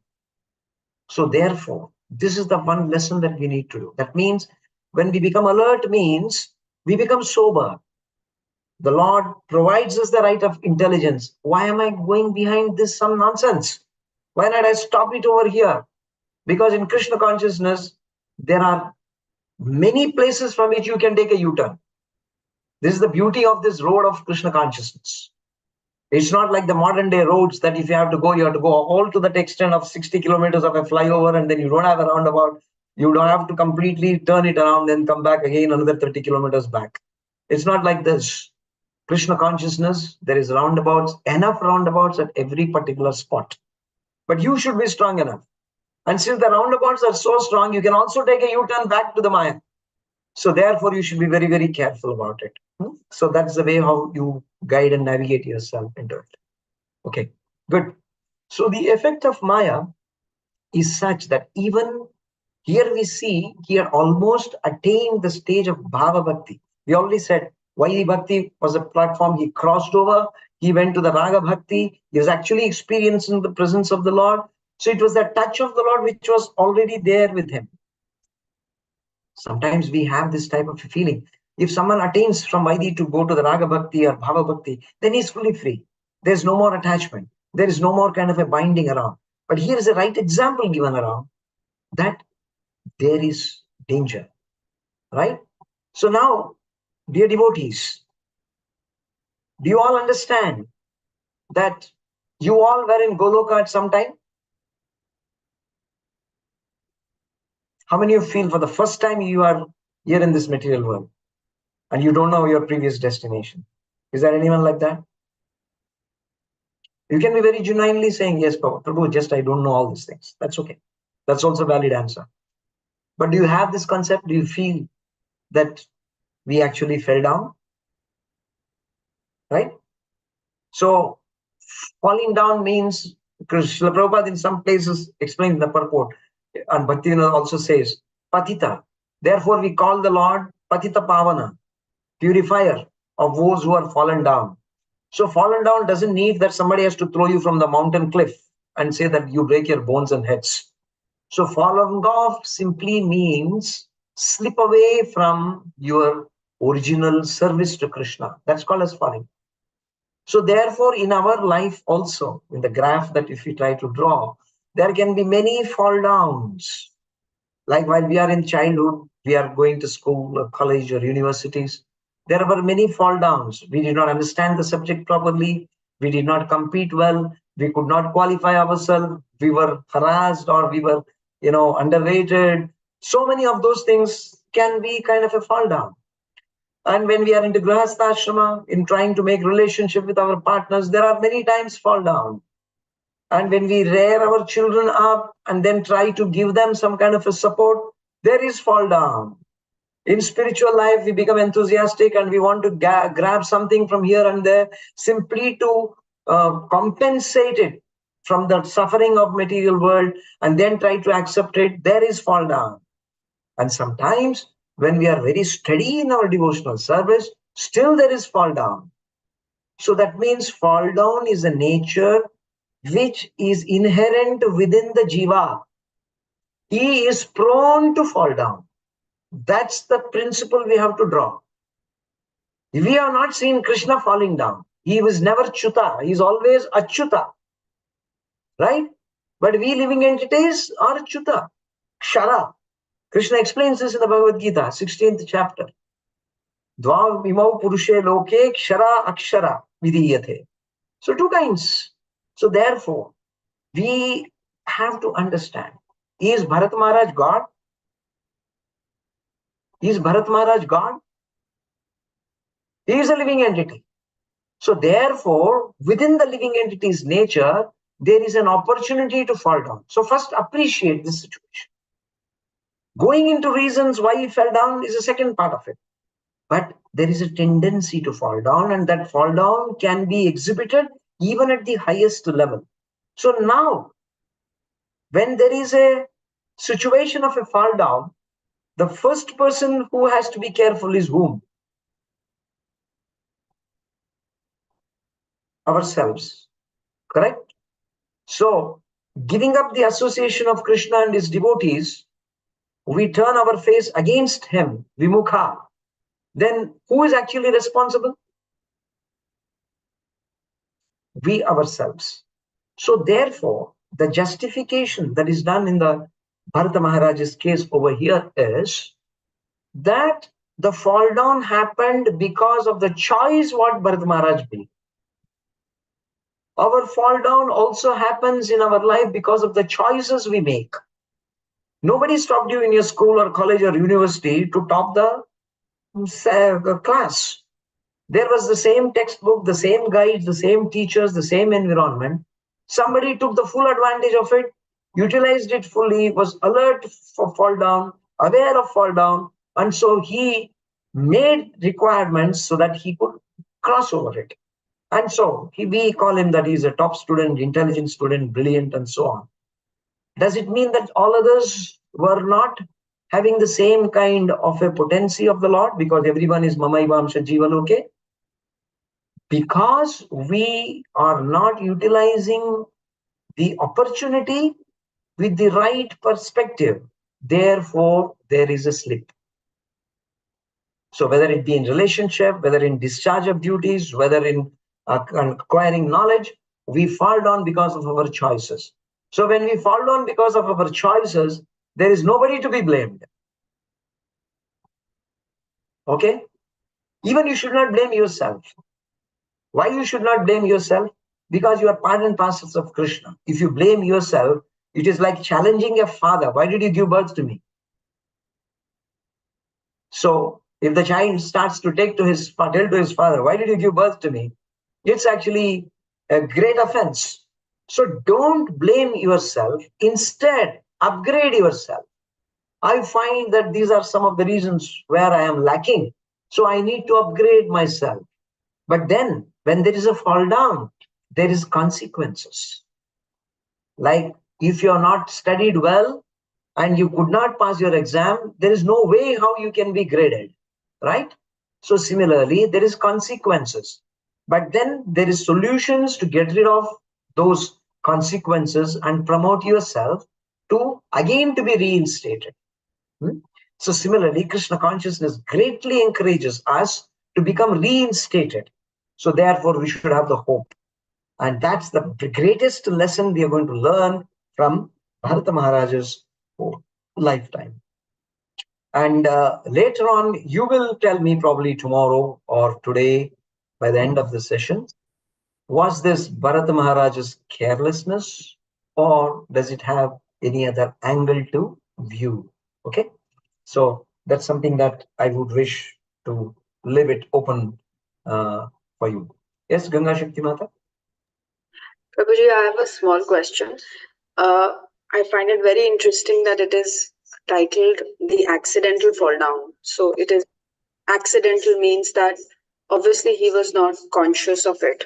So I just want to reconfirm that like you just said that we make the choices and that is why we fall into the trap, obviously. So although we don't blame ourselves because we are prone to fall downs, but in a way we are responsible for the fall downs because we are making those choices. So then accidental means that we are making those choices unconsciously without knowing, or accidental means that he was not even aware that he was making those choices. That's exactly the lesson which we are going to explore today. How do we define this accidental case? Accident means what? Sometimes, like for example, while you're driving your car, you got to have your car fully fit to be on the road. And if you are negligent, you don't put fuel, you don't keep your tires sufficiently filled with air or other things which is required to manipulate and navigate your car, all that will cause accidents. So you may be aware, the knowledge is there with you, but then what is that is causing accidents? Most of the time, the accidents are caused because of the reason of one thing: negligence. The root cause is in negligence. And therefore, and for the cause of the negligence, because being attracted to something else, your attention is diverted somewhere else.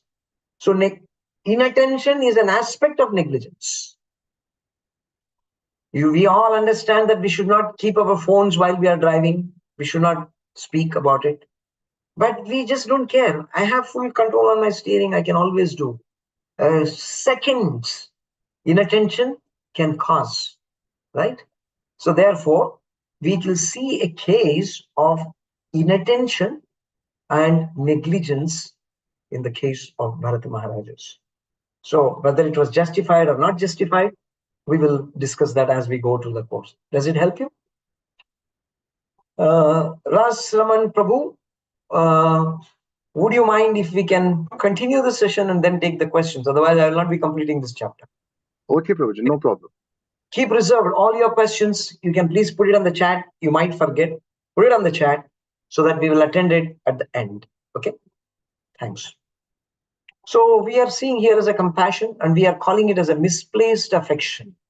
Affection is good and it should be placed, but when it is misplaced, misplaced means something which is lost or inappropriately positioned and so on. And what was Bharata Maharaj was doing? Bharata Maharaj was always thinking of this baby deer. He was also thinking of its mother. Oh, if its mother was there, it would feed it, it would take care of it, it would cuddle it, and no one is there to do it. So how will it actually grow as a proper child? So let me cuddle, let me kiss, let me fondle it, let me do everything of it. So he took the role of his mother, means he was having the consciousness of its mother also upon him while he was taking care of it. So what generally happens is when we become too much attentive to one aspect of it, and when you are in devotional service, it requires its own personal attention and great detailing of it. If we don't do it, and if the time is not available, then we miss out some very, very important points. So he was forgetful of rules and regulations, what was necessary for him to perform. Because even after going to that ashrama, he was still continuing to perform his yagyas. And therefore, when you are performing such kind of yagyas, there are strict rules. Like any animal coming over there and touching is contamination. So those kind of things he did not mind. Even he was pouring ghee into the oblations, and then he was making the deer to sit on its lap. And therefore, sometimes he would miss a mantra. Sometimes he would not utter a mantra. And all of these type of things was happening because his mind was agitated. It was no more still. It was agitated by the fire of affection of the deer. So that happened with him. And then what happened? He gradually started to forget the advancement in spirituality, which is the purpose why he gave up all his kingdom, all his possessions to this Pulahashrama to advance spiritually. But that very purpose was lost in his whole aspects of it because of his misplaced affection. So Srila Prabhupada makes a very nice point here. Follow the process rigidly. So whenever we have a difficulty, say for example, we are not able to, last evening we had a big program, and so the next day morning we are not able to get up to do our rounds of chant, means the process is not being followed rigidly. We give ourselves many concessions. In other words, to say that we should first of all take care that such type of programs which will affect your next day's program should be avoided or minimized. So when our neglect begins there itself, this was the reactions, or this was the kind of a thing which was growing as seeds. So cautiously execute your spiritual duties, observe rules and regulations, regularly chant, rise early in the morning, bathe, have Mangalarati, worship the deities, follow the rules prescribed by acharyas. If we neglect and deviate from this process, we may fall down, even though we may be very highly advanced. So this is a caution that one has to always take note of it.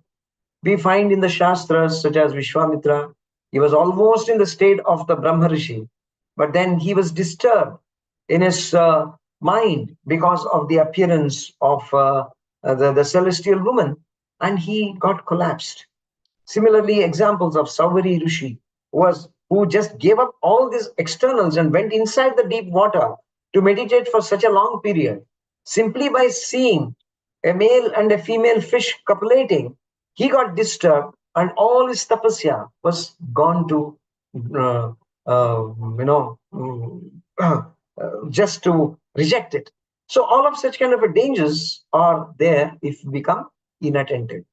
In fact, in Madhurya Kadimbini and also in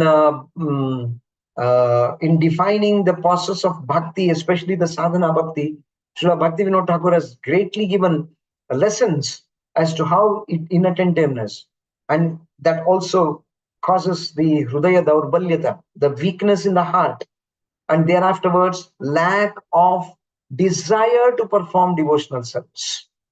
So everything will come one after the other, and then you will have no respect to the scriptures. Forget about thinking about the Vaishnavas. So the fall down becomes complete when we become inattentive. So therefore, it is necessary that we take shelter of. So the first remedial point when we are in a grip of inattention is get away from that place or that situation and take the association, physical association of the devotees. When you are in the physical association of the devotees, your inattention will be reduced. So that's the one lesson we learn from here. So who would like to read someone? Ram, Ras Raman Prabhu, would you like to read? Yes, Prabhuji.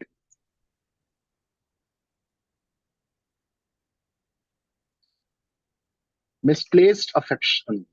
Misplaced affection. The great King Maharaj Bharat, though the screen is not thought. The great King Maharaj Bharat thought, alas, this helpless young deer, by the force of time, agent of the Supreme. The screen is not complete. Actually, I can't see the screen complete. Are you on the mobile? Yeah. Therefore, your screen will not be fully visible for you. Shall I read? May I read, Then Prabhuji? let some other. Yeah, okay, Ganga Shakti Mata, you can go ahead. Misplaced affection. The great king Maharaj Bharat thought, alas, this helpless young deer, by the force of time, an agent of the Supreme Personality of Godhead, lost its relatives and friends, taken shelter of me. It does not know anyone but me. I am its father, mother, brother, and relatives. It has full faith in me. I should not be envious and think by caring it my own welfare will be destroyed. I should certainly raise, protect, gratify, and fondle it. It has taken shelter with me. How can I neglect it? Even though the deer is disturbing my spiritual life, I realize that a helpless person who has taken shelter cannot be neglected. That would be a great fault. So he started to justify his position by, even though if it is disturbing my spiritual life, still I must take care of it. Okay, this is a very common challenge that actually happens. So I wanted to take 2 minutes time to discuss this point. Whenever we do multiple services, such services like attending to our own family members, children, husband, and we also have services to perform in a congregation, or we also have a services like we've joined some kind of a classes and then we want to be physically present to do things around. Are we able and capable enough to give our focus and mind and concentration in all these services as it is required at all times? So generally what happens is one of the services actually takes prominence, and in the guise of rendering service to that particular aspect, we sacrifice others, right? So while we do such sacrifice, we are justifying, okay, this is more important now, so let me attend to it. Then what will happen to that? We will see it later. So that is exactly called as negligence. We are not able to make it clear from our own self what is that we should be doing, right? Like one example that I could probably give was in the same group that I was added. One Prabhu was saying that today they have some Rath Yatra and so they will not be able to come to this particular program. So I saw the coordinator's comment and it immediately alerted me, look at the kind of focus. You have enrolled yourself as a student, so you are the one who should be actually responsible for whether to make a choice to come to this program. Do not give justifications and then put it across on all others to follow your particular situation. So that if the class is not there, then okay, I am not losing anything. But there may be others who are losing. What about that? So therefore, if this conscience is not there, so the coordinator did the right thing. You can take a leave and do what you want to do. So what I'm trying to tell you is, you take up services which you can handle. Bharata Maharaj could not handle the deer, so he has taken that service at the cost and the risk of his own spiritual life. So similarly, when multiple services from multiple authorities are coming to it, then you got to make it pretty clear. What is your preference? No one is going to find fault with you. You got to say it and convey it in such a way that the effect of it is not offensive, but it is convincing. So you can speak and you can tell, now I'm studying. This is the mood for me to actually learn.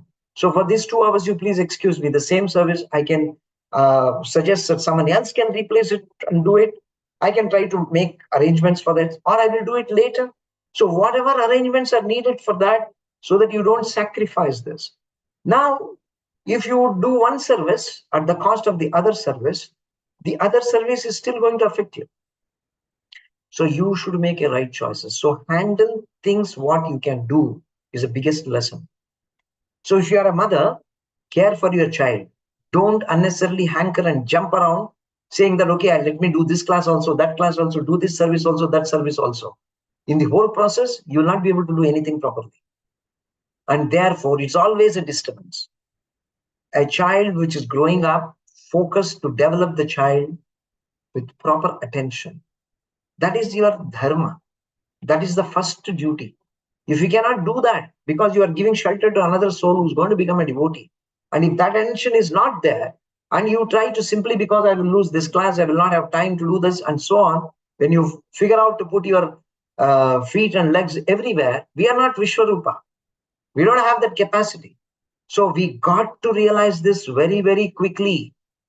And then at the same time, not trying to be offensive for your authorities. You got to convince them. And there only comes the point of affection. If you are affectionate to your authorities, and there will be a reciprocal affection for you also.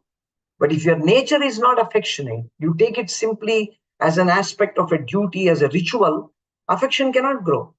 So devotees have to cultivate. Now, an important point, all the services one may do, but you have no affection for Bhagavatam, then all your service is actually null and void. Because the source of inspiration that actually sustains you in devotional service is Srimad Bhagavatam. The root is here. The fruit is here. So therefore, if you don't actually give attention to this, then you would not be able to do. So precisely this is what happened in Bharat Maharaj's case. Instead of he, as a renunciant who is supposed to focus on your spiritual life, he is not going to give justice and save this little baby fawn. Today it is eating grass and you're sitting on your lap. Tomorrow it may go out there and someone else will kill it, or it can itself damage itself, and then something can happen to it. So this is orchestrated by the Lord. So one who realizes this aspect of it, I am getting opportunities, and this is how Maya traps us, even though we are in devotional service. This is precisely the point which I'm trying to, nail this. What happened to Bharat Maharaj is happening with us every single day in our own devotee association. So the lesson to be learned very strongly is you are the person who's going to make the choice. Bharat Maharaj was the one who was supposed to make the choice. And if you don't do the choice, similarly, if you are a Grihini, you have to make the choice. If you are a Grihastha, as a male member, you have to make the choice. If you are in the office, you have to make the choice. The choice is the greatest boon or the tool which has been given to you. So execute it in the purpose of elevating yourself, your consciousness, your service, and your ability to please others. Instead of that, if you compromise on your choices, not realizing priorities, then there is a definite fall down. So this is something to be learned very, very strongly from. So now you can see how the Lord uses one of his topmost devotee. How did we actually relate to Bharat Maharaj in the very first beginning? Sukadeva Goswami defined, I said that you please pay attention to this point. He defined him to be as a topmost devotee. So if the topmost devotee can become negligent and inattentive, then what to speak of those who are trying to come to somewhere being called as a devotee? I don't even qualify myself to be called as a devotee also. So what to speak? So how much more care, attention that we have to focus. In fact, Srila Prabhupada said to one of his disciples, who was a Mataji, and when she said that I have little children to take care, I have also service in the altar, what am I supposed to do? Just go and take care of your children. This was his very clear instruction. That itself is a service to Krishna. because they are Vaishnavas who have taken birth from your womb and you have to care them. Do that service over there. So sometimes if we are not fully properly situated, we try to make mistakes, and that can be sometimes very costly for us. Yes. So this is exactly called as misplaced affection, and then one starts to justify his affection and therefore compromise upon what is the core value. So if we try to analyze the fall down, he first had compassion, then he started to neglect, then it became even more stronger affection on the deer. Then the attraction becomes so strong that he felt that nothing more is important to him. Then he got distracted from his original constitutional duties. Then mind was completely agitated, and then he started to finally lament because the great value of devotional service after great tapasya was lost. Right? So if this is happening with us, we should be careful to analyze it in a similar fashion. So what if we can read this effects here, please? Priya Satyama Mataji, can you please read? Sure, Mataji. Hare Krishna. Compassion must be shown for spiritual elevation. Overly concern leads to fall down. Neglect material conditions cannot be improved. Intelligence should be endeavor only purposeful end. Affection, misplaced affection leads to spiritual ruination. Increased faith in the Supreme Lord, freedom from bondage. Attraction, renounce royal life, family and wealth, captivated by an infant deer. Bereft of attraction to Krishna will attract matter. Philosophical nuances. Yes, so the first four we saw, and we'll go to the next four. Yes, continue. Distraction, mind restless due to inordinate affection. Distracted mind leads to fall down.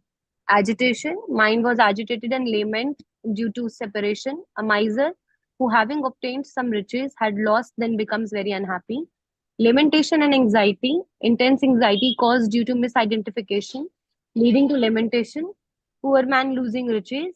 Rupa Goswami, meeting and separation of young man and women. Yuvatinam yatha yuni, yunam yatha yuvatau. Fall down due to willful negligence of his spiritual duty, his excessive attachment to an insignificant deer.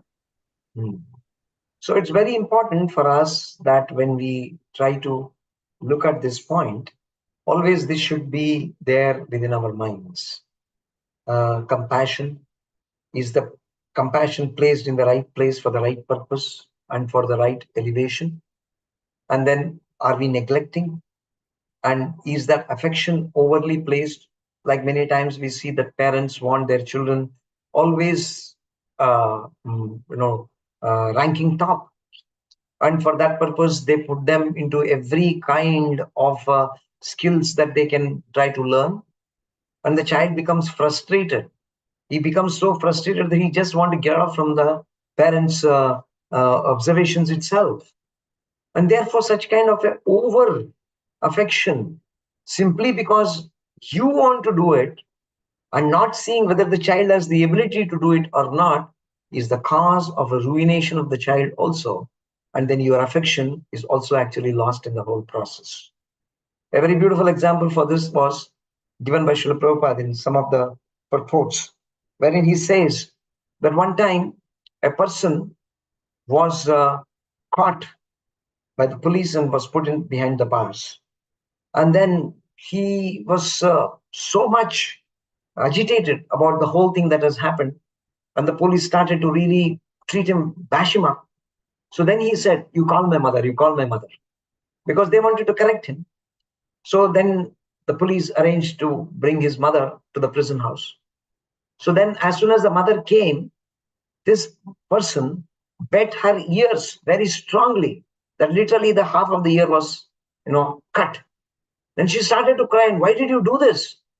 So she told, "You, mother, if you had actually taught me what is good and what is not bad from the childhood, and not overly pushing me to get things around under any way, I would not have landed myself into this type of a problem today.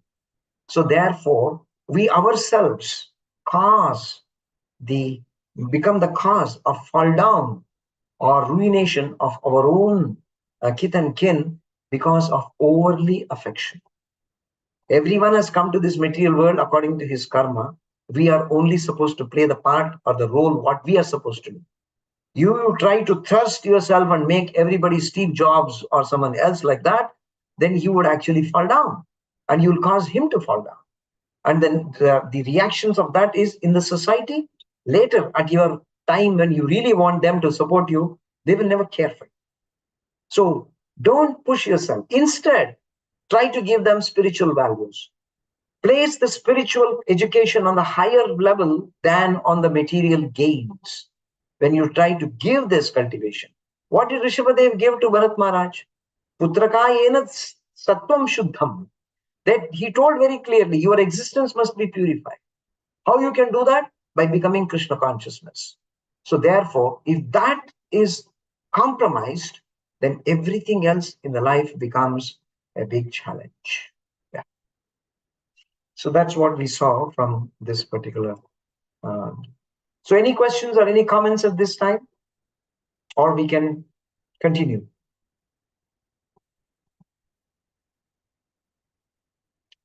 Okay, so we continue. So Bharata becomes dear. So this is the second perspective. Swarabdha karmana yogarambhanato vibhamshitaha. Sukadeva Goswami, he says, my dear king, Parikshit, in this way, the Bharat Maharaj was overwhelmed by an uncontrollable desire, which was manifest in the form of the deer. Due to the fruitive results of his past deeds, he fell down from mystic yoga, austerity, and worship of the Supreme Personality of Godhead. If it were not due to his past fruitive activity, how could he have been attracted to the deer after giving up the association of his own son and family, considering them stumbling blocks on the path of spiritual life? So before I conclude on that part, so whatever we are doing today must be adjusted with the conditions, thinking that there are some past effects. We have sown seeds of our trees which are coming up at various stages in our life. So having come to Krishna consciousness, and if the Guru has given to you the promise that I have taken away all of your karma, that would be in relationship with this particular body in which you are in. But there are still, since he did his job, but if you don't do your job properly, then the prarabdha will still linger upon us very strongly. So simply to demonstrate this aspect of the effects of karma of the past life, and because of its influence, how Bharata Maharaj became a toy in the hands of Maya and his fall down was imminent, is being demonstrated through this particular chapter. So, how could he show such uncontrollable affection for a deer who was such a renunciant? He did not even care for his own kingdom, his royal throne, his own entourage, his own cavalry, elephants. Why could a deer should become an object of his attraction? So there is something that has actually happened. So whether he fell down because of his previous karma, we have not still resolved it. We will try to look at that. Bharat Maharaj, was he not protected? Was material affection good or bad? Why was the life of a deer? Is it not that his devotional service was not accepted, that he had to be forced to become a deer? Yes, he did serve a deer, but would you like to take the body of a deer? How many of you, if you would have been Bharat Maharaj and you would have been put into this body of deer, even though you were certified as the topmost devotee, would you accept it?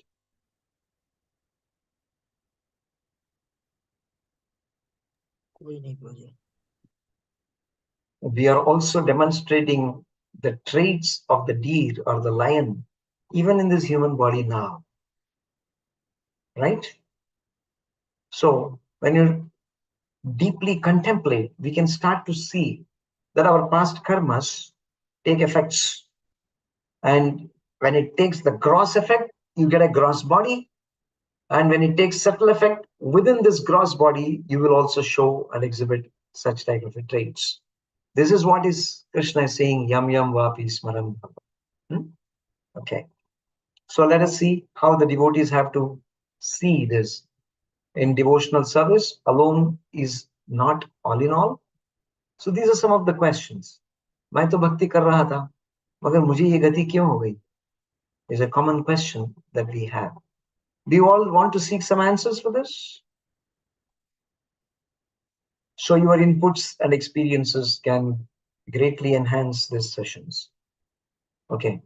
So let's read some point from what Srila Prabhupada has to say, who has narrated these purports for us. So could I request those who have not yet read so far?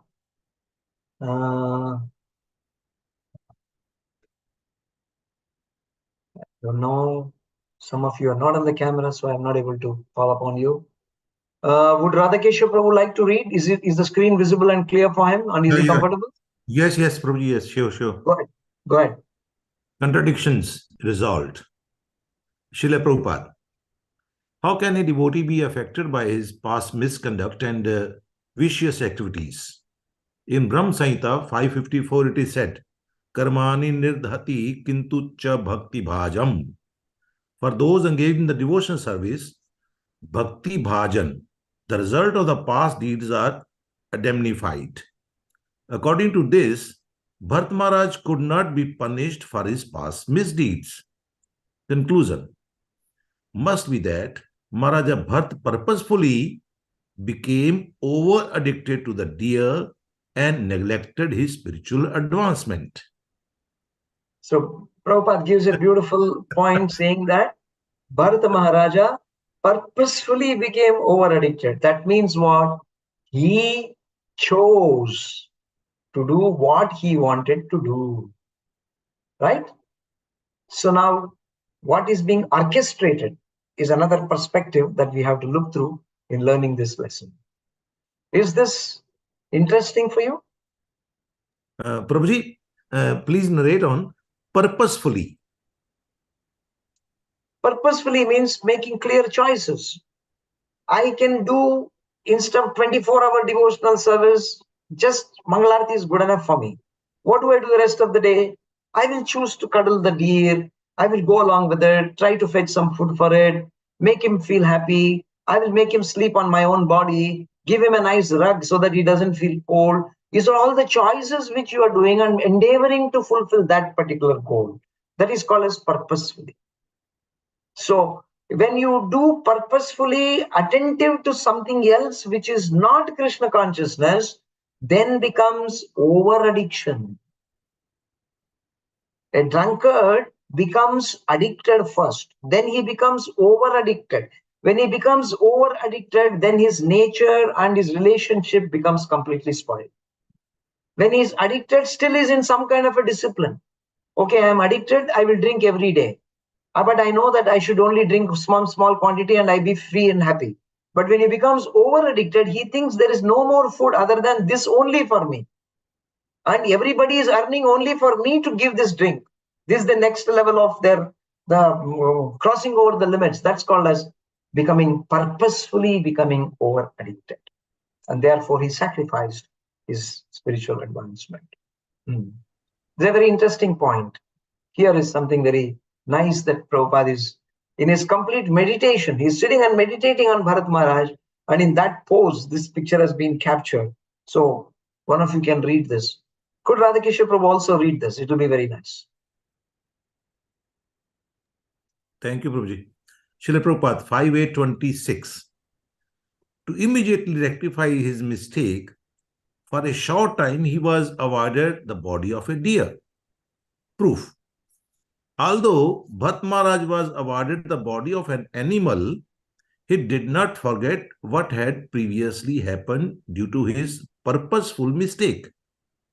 He was very anxious to get out of his deer body, and this indicates that his affection for the devotion service was intensified, so much so that he was quickly to attain perfection in a Brahmana body in the next life. Analogy of Goswamis living in Vrindavan, who purposely commit some sinful activity are born in the bodies of the dogs, monkeys, and tortoises in that holy land. It may appear to be due to past karma, but it is offered to rectify the devotee and bring him to pure devotional service. So Prabhupada's perspective is how the Lord views this kind of a purposeful neglect of his own child, a devotee.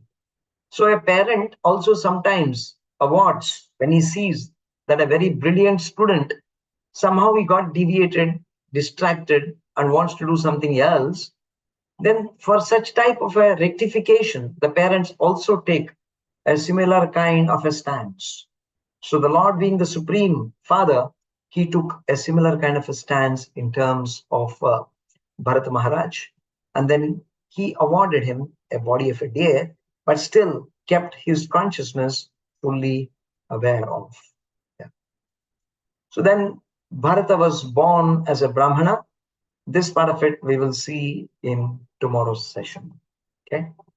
So I would leave at this point to give room for some question answers or something to discuss. As I understand, all of you have your textbooks and you have your own time to go through the purports and churn Prabhupada's nectar. There is no limitation on that. But then to get an association, a sangha on a platform wherein different viewpoints are placed, that enriches our attraction to these pastimes and greatly helps us to focus and see how we can see one's own contribution and then the mercy of the Lord's hand, right? So what do you expect from the next life? We pass through from Bharat Maharaj, so a kingly body, to that of a deer body, and then from the deer body, now he's going to take it to the body of a Brahmana. So how do you see this transition? Yes, Radhakeshu Prabhu. Prabhuji, in devotee's practical life, when we are pursuing spiritual path, and at the same time, we have material duties and so many things.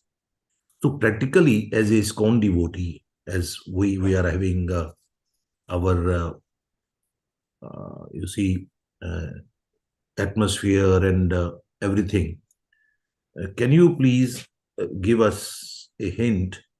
How should we progress? Prioritize. Everything is based upon your priorities.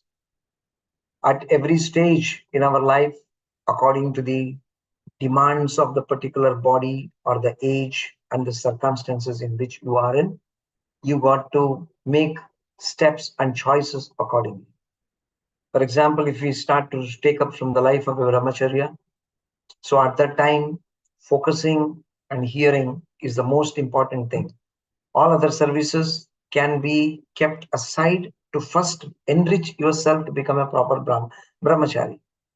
And in the next stage of whether you want to continue there and improve your brahmacharya and take up to sannyasa, or you want to take up to grihastha life because your senses are agitated, your mind is not steady, then you take up to the ashrama, and then due responsibility is what is required for that. Just to keep your body and mind together, or body and soul together, perform such actions. Because this body is not meant for over-endeavoring. Atyahara prayasa is never the goal of this humanly body. So, but most of the time, just being in this material world filled up with so much of passion and ignorance, we try to ignite these qualities within us, and therefore we fall greatly into a trap. And still, because of our past karma, which was bhakti unmukha karma, we might come into the association of the devotees, and therefore we get some association and learn some lessons. But still, the traits that we have developed to become rajasic and tamasic, if that has not been curtailed, then even the progress in devotional service also becomes slackened. And then we look for every kind of a justification because we enter into what we call as a bodily comfort zone. and we don't want to get out from that bodily comfort zone and make tapasya. Without tapasya, there is no question of spiritual emancipation. So therefore, tapasya means voluntarily accepting difficulties. What does that mean? I am willing to get away from my comfort zone. Bharata Maharaja was willing to get out from his comfort zone, come to Pulahashrama. Who's going to feed him everyday food? He was dependent on Krishna. Somehow it would be arranged. Goswamis were a practical cases for this. So we have to have developed this type of an internalization of what we are hearing, learning, and become very practical.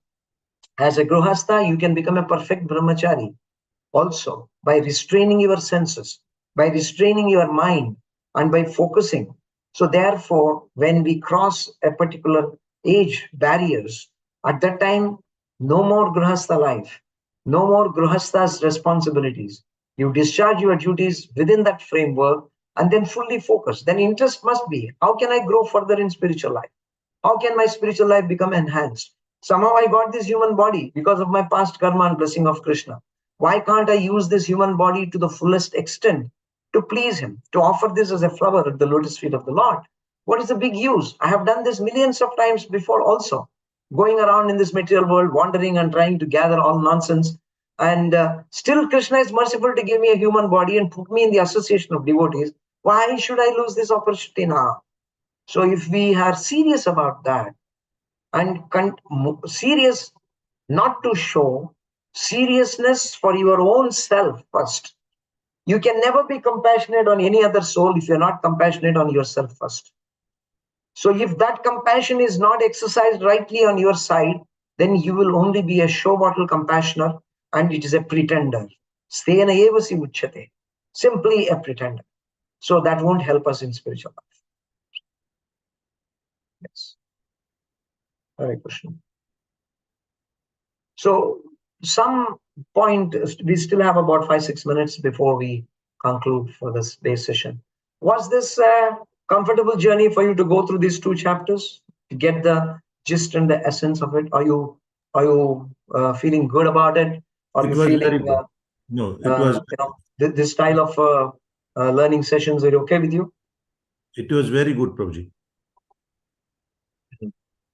Because Yes, I Prabhuji. try to alter my ways of conveying these messages according to the demands required. Just like a perfect seller is one who knows the heart of his customers. So if I don't know you, then I may be throwing upon you something which you don't want it, which you don't like it. So Bhagavatam is something that should never be rejected by anyone. So it's the expertise of one who's selling the Bhagavatam, how he's making it attractive fruit for everybody. In some of my sessions, there were many other scholarly people. They would not like to listen to the story. They want to actually extract from each of the word and then try to make it, something that they can derive pleasure from that. So even that kind of sessions were conducted. So I would like to see the pulse of all of you and feel how comfortable are you.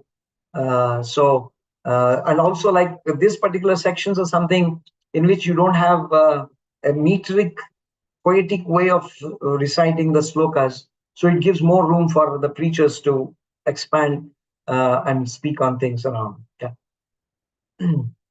Yes, Rukmini Mata. Prabhuji, I just wanted to thank you so very much. It is really very, very helpful session that I have learned a lot. That the main thing I have learned, so many things I have learned. The one thing it's to prioritize. That I was really lacking. And before you also, I asked so many speakers. I was always confused what to do because I'm packed with so many services. Sometimes my sadhana gets lack because of it. Now already I took this because I met with an accident just 10 days back. So it helped me to take one decision. So now because of this, your session, yes, I will really prioritize what is needed to be done. And thank you so very much for the session. Just wanted to thank you. And please, please, please, please continue this phase, or you can be so little more heavy. So we really want to have such type of speaker who help us because we really want to do bhakti, so we are here. So please help us. Thank you. Hare Krishna. Bhagavatam is such a wonderful scripture which has been penned by Srila Vyasadeva under the inspiration of his spiritual master and the direction of the Supreme Personality of Godhead. We can derive various kinds of lessons from here, and the resources abundant and plenty. So at every point of time, we can take corrective actions, and the Krishna can very, very kindly takes us to his shelter and embrace. We should have that hope and confidence, and therefore, no one should fall down purposefully, and no one should be negligent of his duties. So it's always my earnest request. Somehow I've seen in online classes there are more number of registrations than actually who appear on the day-to-day sessions. This has become a regular routine, and I have become used to it.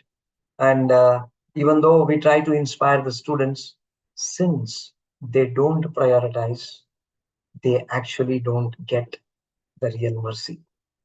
And association, when we are talk of association, something which I learned very strongly, sometimes we may have this kind of a disparity that one speaker speaks very nicely, other speaker doesn't speak so nicely. This is the biggest barrier we have within our minds. This is not in Bhagavatam. Bhagavatam is not making you to develop this barrier. This barrier is within us. And because this barrier is there, it is not able to cross over to churn the nectar. Every jiva is empowered, like every bird has the wings to fly. Every jiva has been empowered, and they are Krishna's very dear part and parcels. So Krishna has not deprived us from taking to Srimad Bhagavatam or the association. So we do that, and because we prioritize, as a beautiful verse in the Bhagavatam in the 11th canto, which the sage Nimi request to the Navayogendras, the brothers of Bharat Maharaj. Now you see in this 5th canto, we have father of Bharat Maharaj being discussed, and the son Bharat Maharaj is being discussed. And we will see the brothers of Bharat Maharaj coming at the 11th canto, even after the 10th canto of Krishna's actions are finished. So you can see the gravity of these personalities and the gravity of this question. So we should be very eager. When will I reach to 12th canto? When will I reach to 11th canto? When will I try to get this nectar? What is that they are going to speak differently? Why there should be that kind of a canto which is coming up at that point of time? Because the nectar churned is King Nimi asked, why is that one becomes fearful? What is the cause of fear? Bhayam dvitiyapi niveshya syat ishat apetasyam viparyayo asmritihi. He beautifully speaks about this. And he says, because of asmriti, asmriti means forgetfulness. Forgetfulness of your constitutional duty is the prime cause for you to become fearful in your life. So our constitutional duty is to serve Krishna. The more and more we forget that, the more and more we become fearful of our very life and existence in this material world. So therefore, Ishad apetasya viparyayo means you do everything opposite, which will cultivate asmriti of the Supreme Lord. And therefore, we fall down. We become negligent. We become inattentive. We become resentful. And therefore, we distinguish from one speaker to the other speaker, which is the very nice act of Maya as a curtain which puts into you. If you are enriched with Krishna consciousness, and if you have love for Bhagavatam, you will become so eager from which mouth what is going to flow as a nectar, let me catch it. That's the way how when you have such eagerness, then Bhagavatam starts to reveal, it dances within your heart. So this is the realization which over the years of having anarthas and continuing to still have anarthas, I have tried to realize in the association of my wonderful teachers and other devotees. Your coordinator, Bimla Prasad Prabhu, is such an exalted personality. I've been with him in association for the last 4 years. We together are studying the Bhagavatam, the later cantos, and the exchanges that he does is something fascinating. So you are very close to him, probably being in the similar vicinity and so on. So for some people, he may appear to be tasteless. But those who are Muhuraho Rasika Bhuvi Bhavukaha, they can understand what is the nectar he is actually sharing. So be very respective, responsible, and interactive, so that you can churn this nectar very nicely. I hope to serve you more as much as I have in my small intellectual capacity by the blessings of the Guru and Gauranga. We will further churn into the next chapter. We are going to deal with the Jadabharata Maharaja's life, and we will also enter into the discussions that he's going to have. So, as a part of this activity, if you are inspired, who are at least present in the class today, can play a role which will be very much apt for tomorrow's sessions. We're going to discuss about Jadamaratha and his pastime, and how Mother Kali, or the material energy of the Lord, protects the devotees of Krishna. And that is a very fascinating section. So we can see that tomorrow. Okay. Yes, Jagat Mata, please go ahead.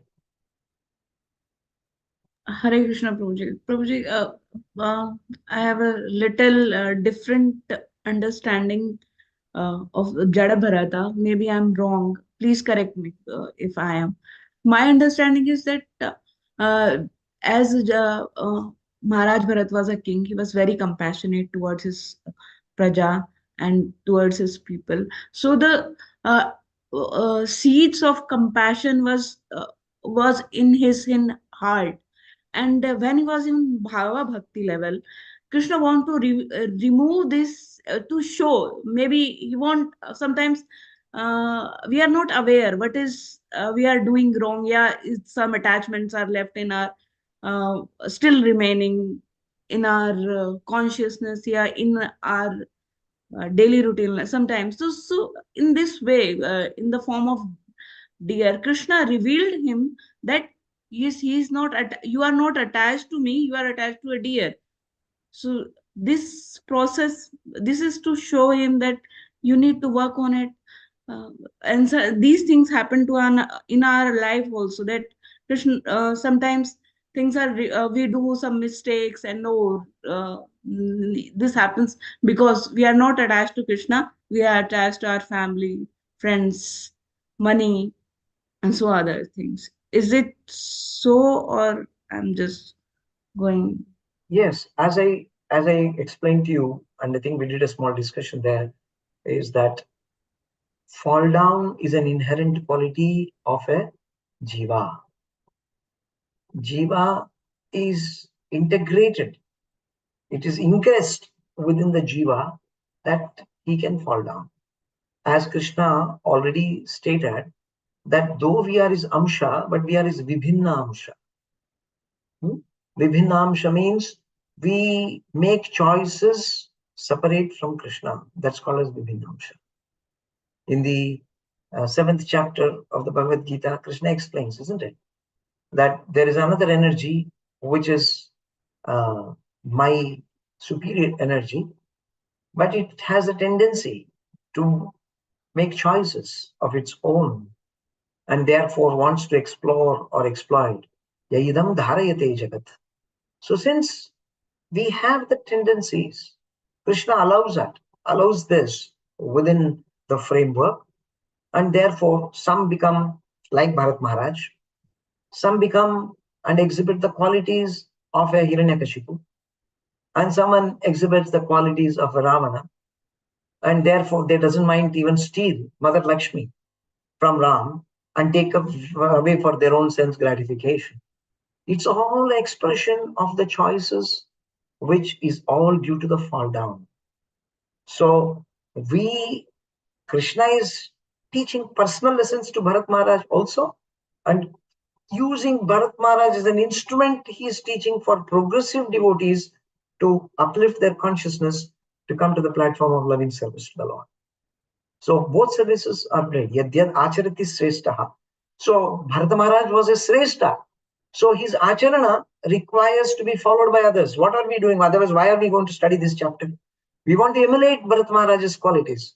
So it doesn't mean that he fell down, so I will also fall down. You are not imitating. You are emulating. So therefore, fall downs can happen in our life when we become negligent.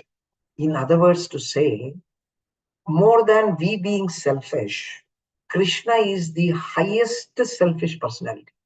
He just doesn't want anyone to be anywhere else other than himself. You understand? Only with himself he wants everybody. But since we take this rebellious nature that no, Krishna, let me go out for some time. So because of that, Krishna says, okay, you go, but you will not be able to survive there. You have to come back to me. So Krishna makes this arrangement. And so these lessons are like that for us. We should see that even a momentary time we think, let me do that also, then the fall down is certain, right? I hope it helps you to conceptualize the way how you should think from the Bhagavatam's perspective, right? Okay. Thank you very much. I hope I have not overboarded. So looking forward to be in your association. And those who are not able to keep their cameras on for whatever reason, tomorrow will be the session when I'm going to be a little more heavy on you. I'm sorry, I have to advance the caution to you. In some cases, in some sessions, I tell 2 times, if they are not there, they are not going to be in my class, I remove them. So please don't push me to that kind of a choice that I have to make because of your choices. Okay. Thank you very much. Hare Krishna. Vancha kalpatarubhyascha kripa sindhubhya eva cha patitanam pavanebhyo vaishnavebhyo namo namah. Ananta koti vaishnav vrinda ki jai, Srila Prabhupada ki jai, उपस्थित गौर भक्त वृंद की जय, निताय गौर सीतनाथ प्रेमी Hari Hari Bol.